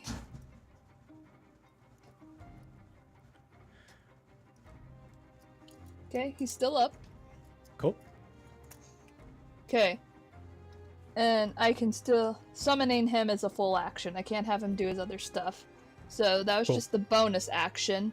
Now my action, I'm going to cast... Spike Growth. And it's the 20-foot radius, and I'm going to put it around everything, so whenever they move, it's going to just fuck them up. You see Ogre, like, raises her staff and then just raises her other hand, and you just see the... Well, you can't see him, it's almost like invisible thorns just start crawling up, and it's now difficult terrain. Hell yeah. Fuck yeah. Spike growth is nasty. Oh, I just need to get Zed out of there before I could do it. It's a common refrain for our party. We just got to get Zed out of there. Okay, so no current damage. It's just when they move. For every Yes. 5 feet it travels. I Ah! know. That's why I was like, I That's- can get him out of there. I just need to get him out of there. It's huge. That's such an insane combo because like Huge. the counter to like the fog is to go in the fog. You have to go in to like get melee range. But if you have to take damage for everything you move, like that's just locked down. That's And crazy. you don't It's have speed. difficult Oh my terrain. god. Yeah. I've just been waiting to use that. So the Merlenloke are trained on many things involving the involving things at sea, and some things on land, but mostly at sea. Spike growth, not necessarily on that list. So I'm gonna make I'm gonna simplify this and say I'm gonna make perception checks for all three classes that are here. Yeah. So we're gonna say the first one's for the ranger. They understand what this is. All three of them understand what this is, so they're aware of how it works. Mm-hmm. But yeah, cool. Well, actually, wait. What is your spell save DC? For this, if they have to see it, it is going to be a 13 perception check. So your spell save is 13. Yes. Okay, got it. My DC. Yep, they all see that. So they all kind of get the idea of it. Cool. All right. But that is tricky. Cool. Sigrud is going to. Anything else on Ogre's turn? That is it. Actually, I'll use my other. No, I have to keep it there to concentrate. Yeah, I'm just gonna stay where I am. You got it. Cool. All right. Sigrud is going to run up and attack. For the record, Sigrud is also a level 3 paladin. That's a nat 20. Nice. So, I mean, we're going to simplify this, and we're just going to say, because, Kaelinor, what is your weapon to attack? My weapon, a double-bladed scimitar. Sorry, what's the Oh. what's the dice for it, I'll say? Oh, a D4, 2d4 plus 3. 2d4 against 1d10. Average of 2d4 is 5. And then the average of a d10 is 5. So yeah, it's exactly the same damage, we're going to say. Minus the 6 on that. Just to simplify things and just make sure that that's above board. Make sense? Cool. We good with that?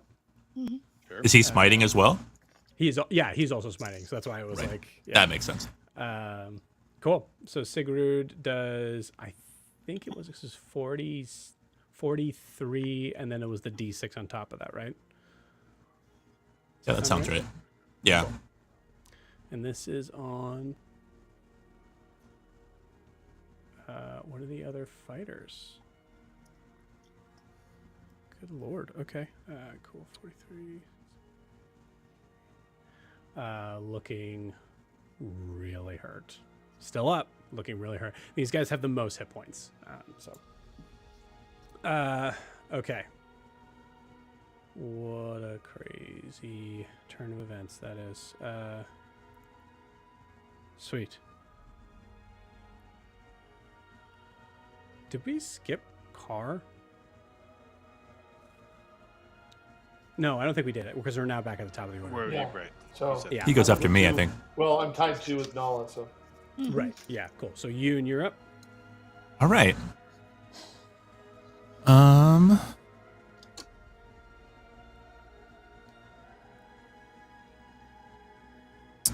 Yeah, so Yuna's going to take, let's see, 1, 5, 10, 15, 20, 25. He's going to walk diagonally over to the table, essentially under Muffins. Okay. So over to the table. Ogre's just gonna be careful.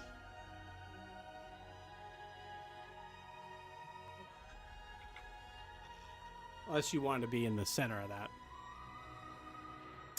No, I just want to be next to the table. I don't have to be in the center. Yeah, it's fine. Cool. And I don't want to be within 5 feet of any of those people. So yeah, that's solid. He is going to grab, let's just say, some like a little chicken wing, and he's just gonna eat it. Just, you should never miss a good meal. And he's gonna take his Howdah pistol and shoot the guy closest to the table. Okay. Love it. So let's see here. You get 2 shots.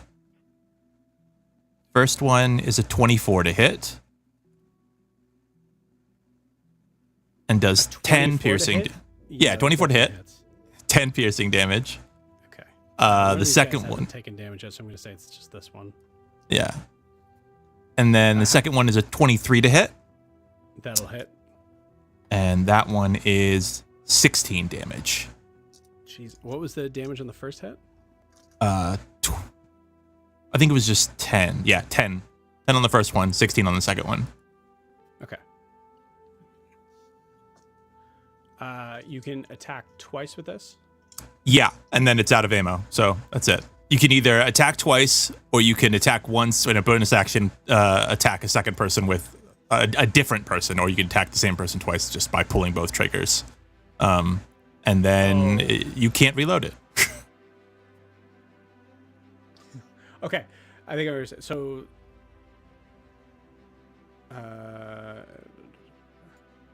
because you're basic. I mean, in terms of what you're doing, you're pulling the essentially the big trigger. Yeah, both triggers at the same time at one person. Yeah. Yeah. Okay. Cool.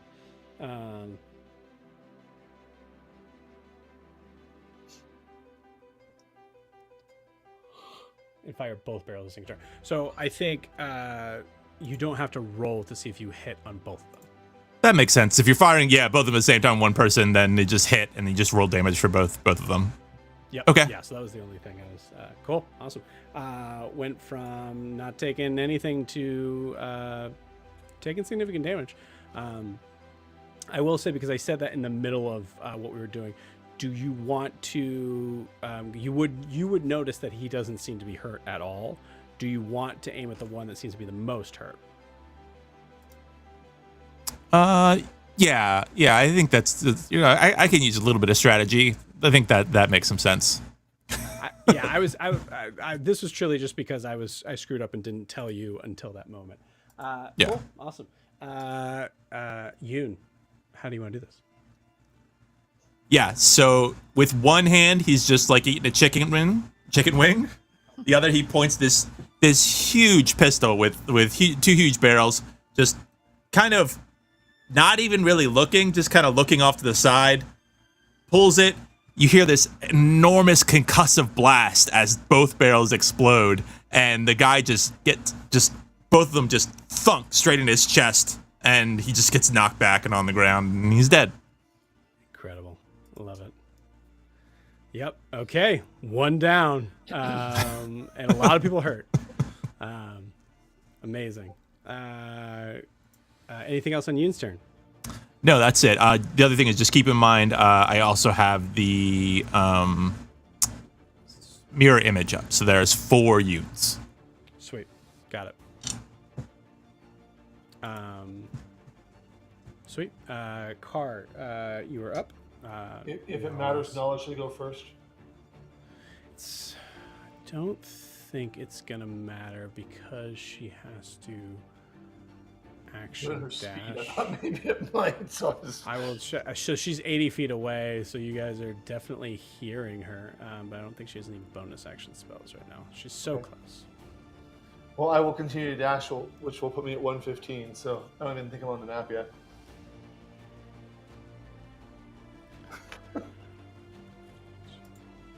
But I'm coming.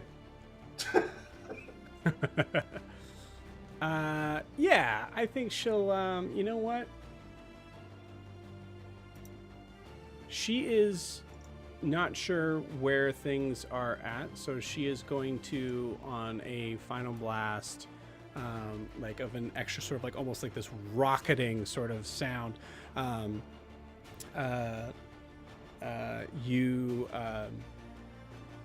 you see her slam into the ground next to Kaelinor in a fiery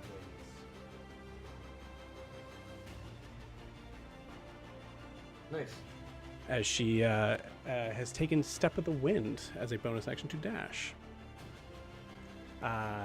Cool. All right, so Car, on your turn, you are moving 60 feet.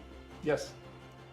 You are in range, my friend. 115, 60. So yes, you'd be 55. You're basically on the board. I'm gonna put you on the board. Oh, I am?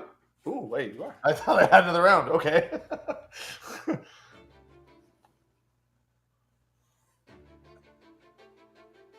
So that's you right behind the trees there.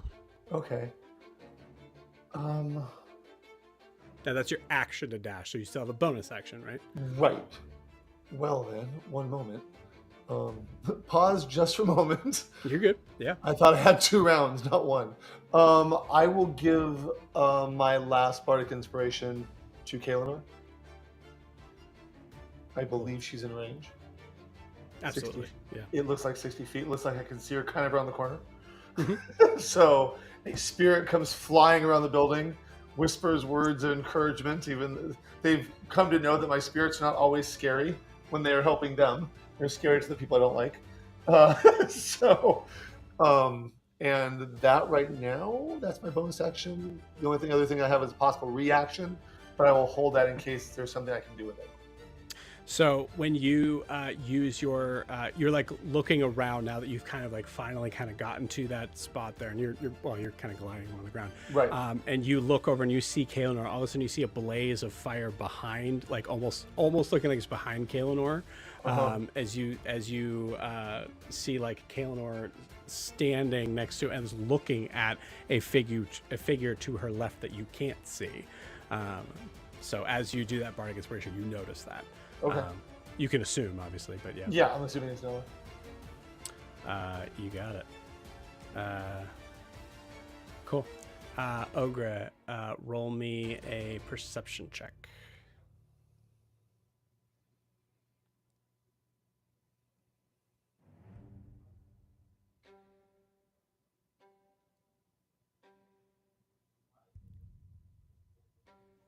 What'd you get? Sorry, 19. 19? Cool. You hear the sounds of far off jungle creatures making their way. Next round, they will be here.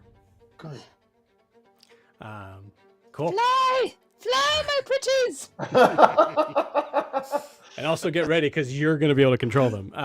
Sweet. Oh boy. So Sylvia's turn. Sylvia, who can't see shit, she's gonna kind of rush in. She's now on the board as well.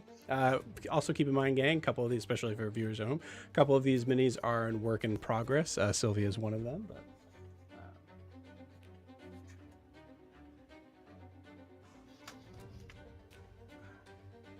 so, oh, actually, let's do this.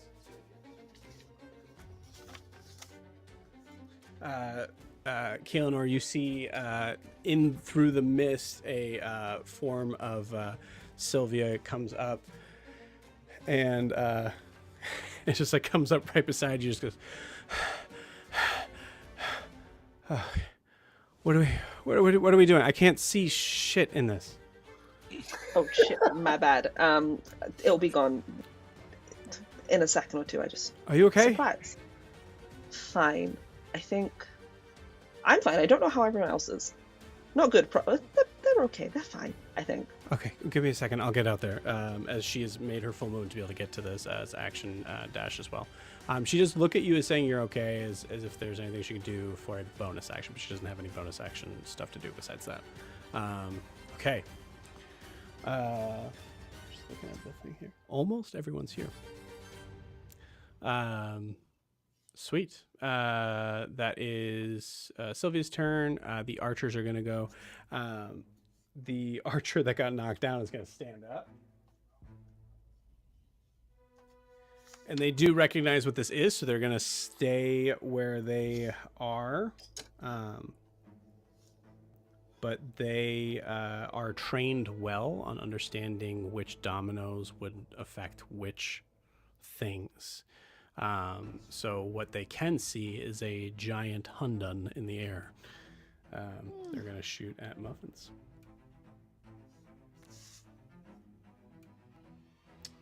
Uh, 11 AC, right?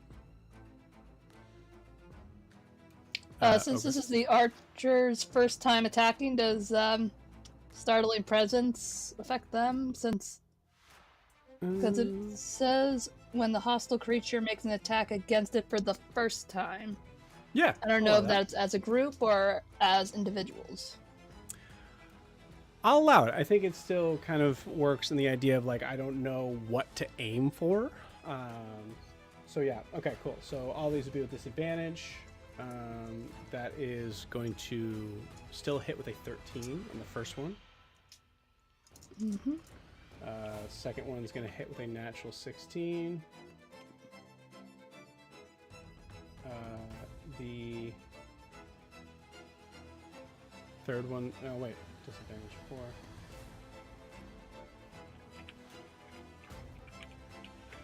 Just gonna just hit 4. And then the last one's gonna hit. So all 4 hit. Assuming that how many hit points does Muffins have? Right now, 13. Okay, all right. So that might be count for real. So I'll roll for 2 of them. So yeah, Muffins goes down and disappears after 2 hits, which means that Zed is going to be taking that fall damage. That's 20 feet in the air, right? Yes. Okay. Oops, that's the wrong die. Oh boy. Okay.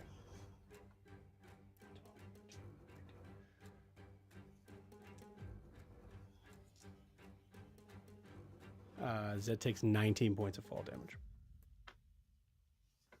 Yikes. which is exactly the amount he had left. Zed is unconscious.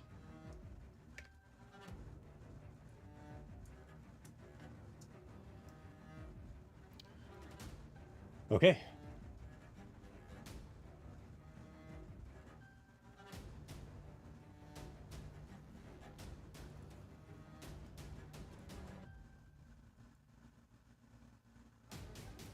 The other 2 will aim their attacks at the dude who is just dropped bombs on them. Wow. Okay. Rolled 2 nat 17s, which definitely hit.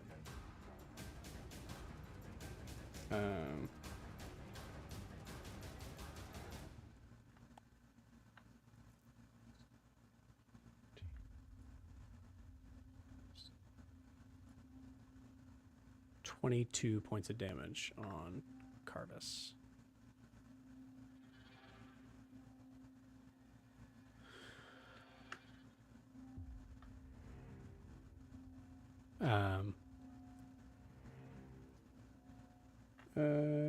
Carvis is on the ground right now, so I'm going to take him up. But I believe that is the end of the archers. So you're now at Riaris. Do I have enough movement to get from where I'm at 20 feet in the air to Zed without, like, just on regular movement? 30 feet of movement. Yeah. 5, 10, 15, 20, 25, 30. 30 would get you there hovering 20 feet above him. No way to, like, diagonal go down. Yeah, that makes sense. You could, but it would be, yeah, it's going to equal out the I same. wouldn't go as far. Yeah.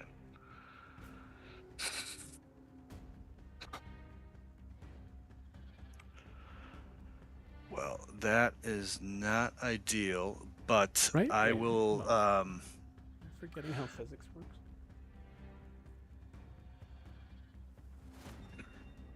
Give me your second choice. Just while I'm doing this. My what? My second choice? Yeah. Just in case.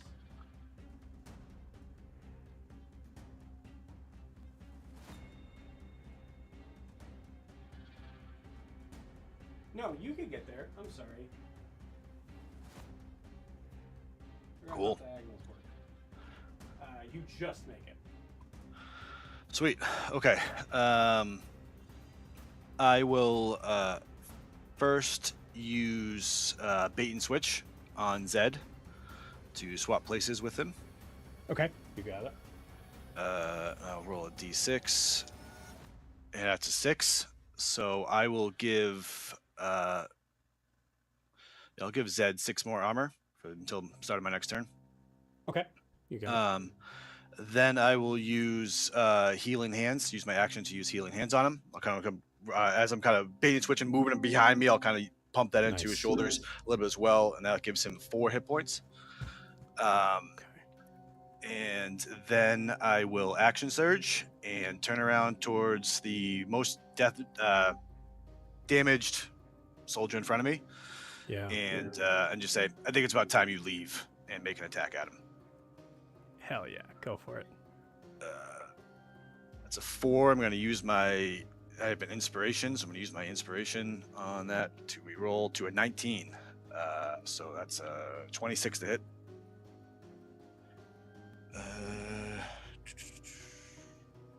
26 to hit? Yeah. That definitely hits. Yep. For 10 damage.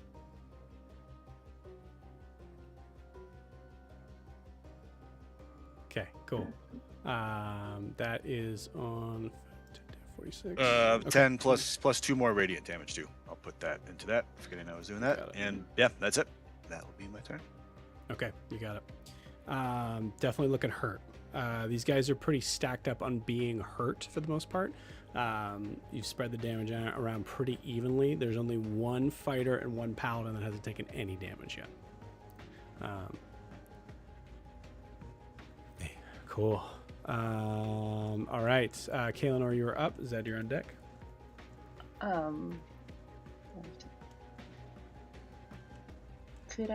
Is it possible with 30 feet of movement to close with Riara's, with the fighters, if I flank? I can't 5, 10, 15, 30? Well, I'm sorry, what are you asking? With my movement, could I reach the fighters? If not, that's cool. Because I don't think I can actually. 5, 10, 15. The ones that are next to the table? Yeah. Yeah, you absolutely can.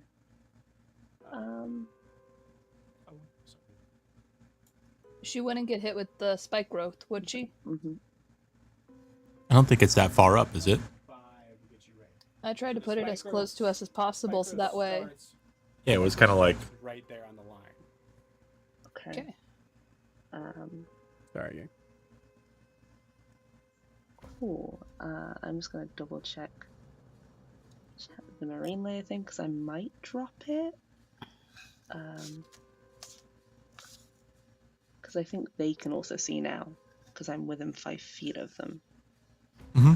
So if that's the case, I will drop the marine layer and then hit the... Actually, I want to hit the one in front of me first before I drop the marine layer.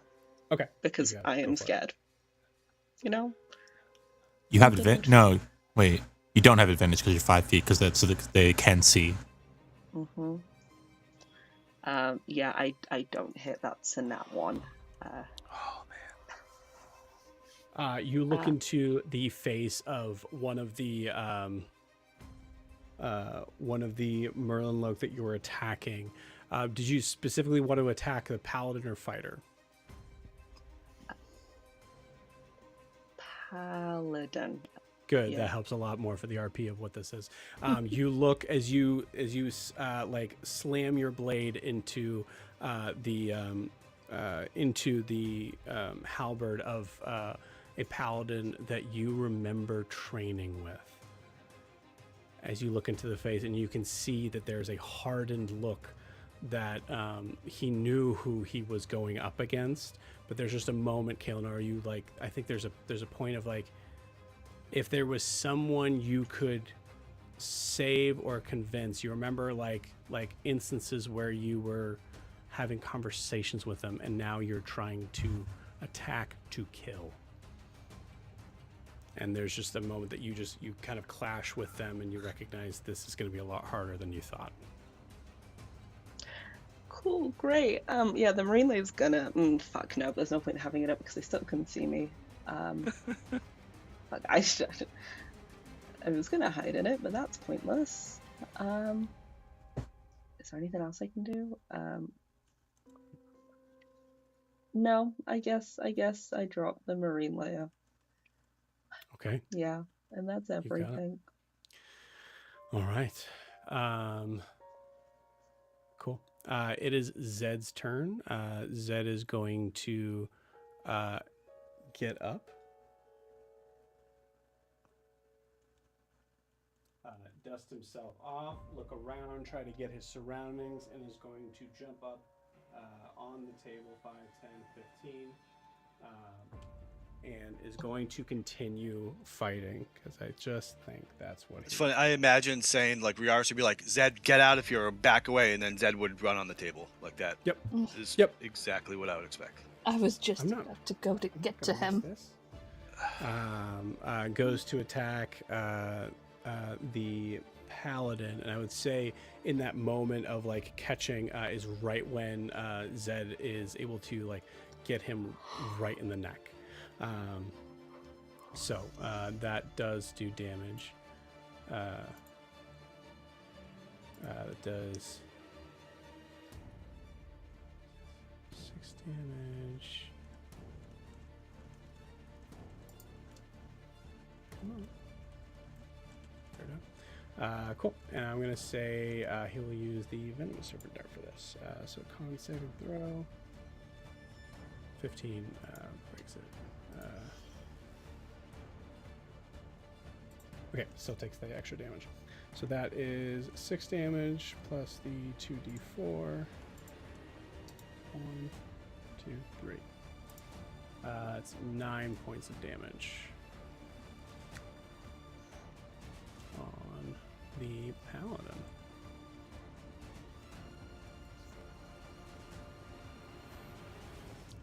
Okay. So at this point, gang, above board, what I'm going to say is that we are going to finish off this round, and then we will be picking it up next week. So these will be the last couple turns. Unfortunately, after Zed, it is the fighter's turn.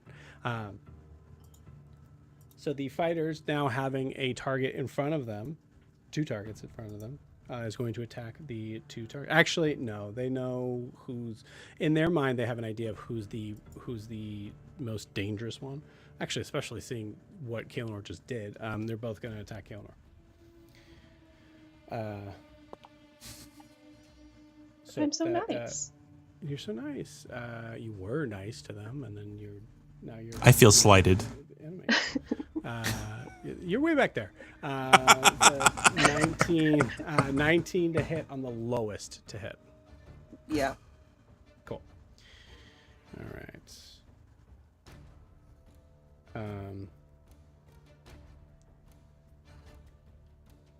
Oh, these are the fighters we're doing.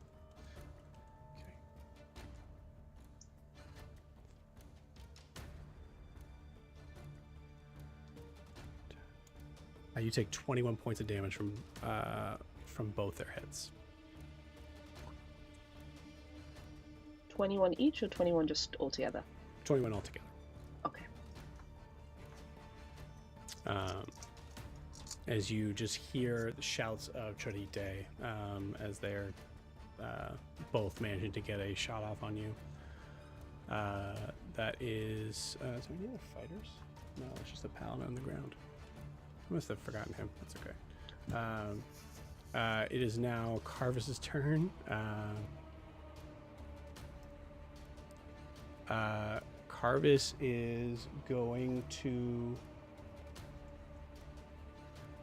Carvis is going to take out a bell that he has and is going to ring the bell and is going to yell for all hands on deck.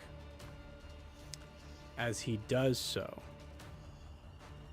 a couple other figures emerge out from the side of the house, one of which is a small gnome girl that seems to be carrying a large bell that makes her way around to that side. I have her mini upstairs. And then another figure that you remembered as someone you didn't want to fuck with, as Clem makes her way around the side. I was hoping she would come into the fight. Pushing behind the invisibility that is Carr. That is Carvis's turn, bringing more people in. Ogre, it is your turn, and then Sigrid is going to have the last move. Okay. Looks like I gotta... Everything kept changing for my turn. What's up? Everything kept changing for all the things I was gonna do. Oh, yeah. Yep, that's D&D. Yeah. So now you have no cover. The marine layer is down, but now you can clearly see.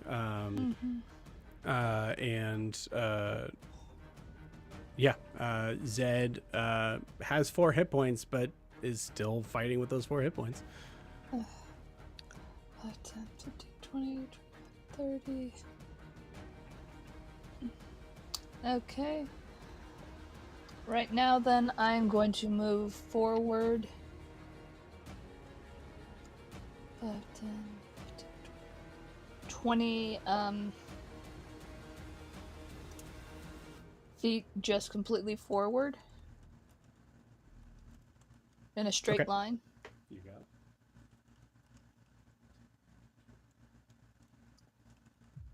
Okay. And then I'm going to use Thorn Whip onto the guy on the far end. You got to be more specific. The one that's right in front of... I gotta zoom in. Right in front of Riar's? Yes. You got it.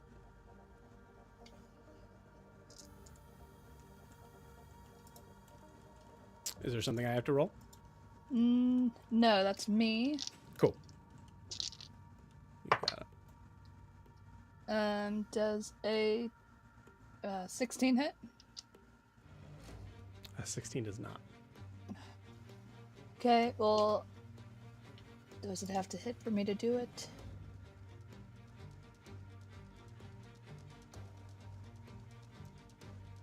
Can I use that 10 feet of movement to draw him closer to me so he's getting pulled through the thorn, through the spike growth? I assume the attack has to hit for him to be pulled. I don't see it saying. If the attack hits, Yeah, it just says if the creature is large or small, you pull the creature up 10 feet closer to you. so this is Thorn Whip, right? Make a melee spell attack against the target. If the attack hits, the target takes 1d6 piercing damage. Oh, and there the it creature is. Large. Yep. So no luck on that. So you throw that Thorn Whip, and you see this this guard just kind of like full on just does a quick like spin of that of the halberd and like just knocks it straight out. Yep. Then... Sorry, I just gotta make things big and small so I can see better. All good. 20, 25, 30. Yeah, I should be able to make it to Kaelanor with 30 feet of 10 more movement going in that diagonal line. Yeah. You got it. 5, 10.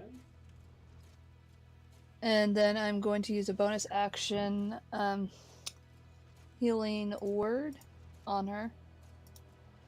Okay.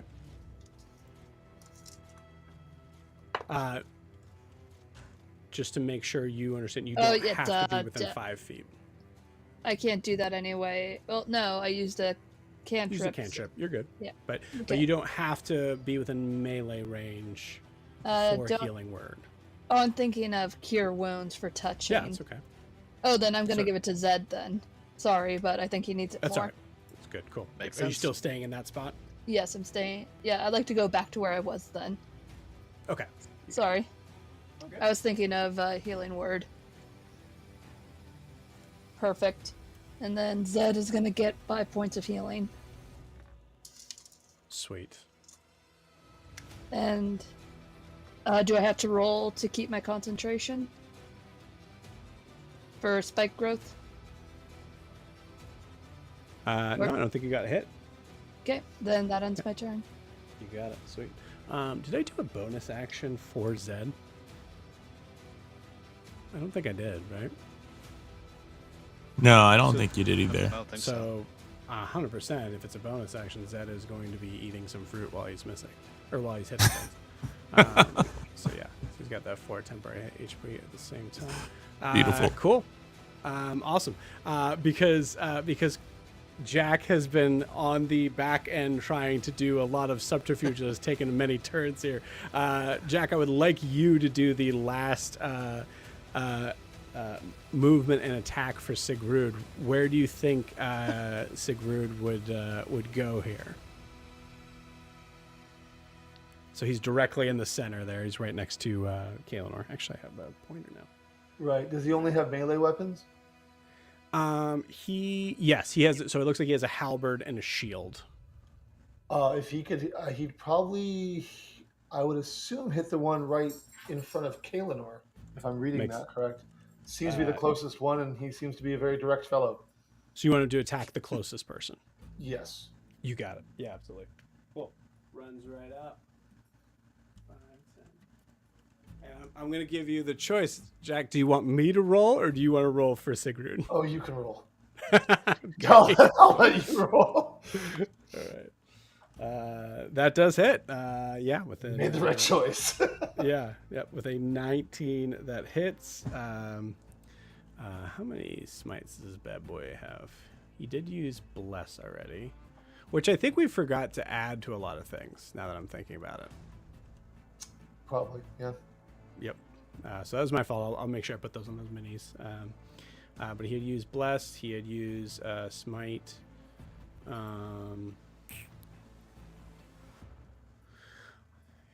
He's gonna hold on to one more just in case if things get worse. Cool. So yeah, he does hit. So his damage is 1d10 plus 2.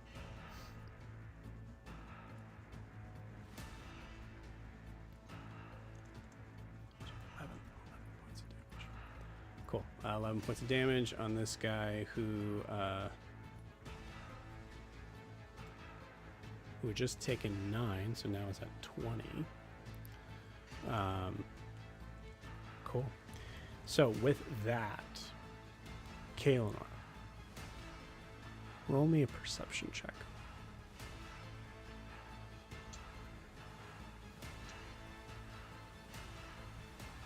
That is a 5, but I'm gonna add the.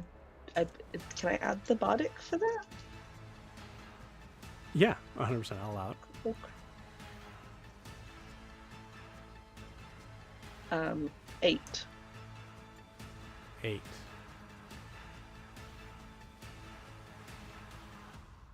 I'll give it to you anyways because I think this is the way we have to end this. Kaelinor, you look in the distance with everything that's going on, all of the fight that is happening right in front of you, and you look in the distance and something that only you would really notice compared to the rest of these folks who have not been on the military ships that you're a part of. You look out onto the seashore and you can see the ship in the distance. And you notice that it was facing towards you. And in this time, it has moved to the side. And you can't literally hear it, but you imagine you're hearing the sounds of the windows to the cannons on the side of the ship being released. And with that, we will end tonight's session. We'll see you guys next week. Bye.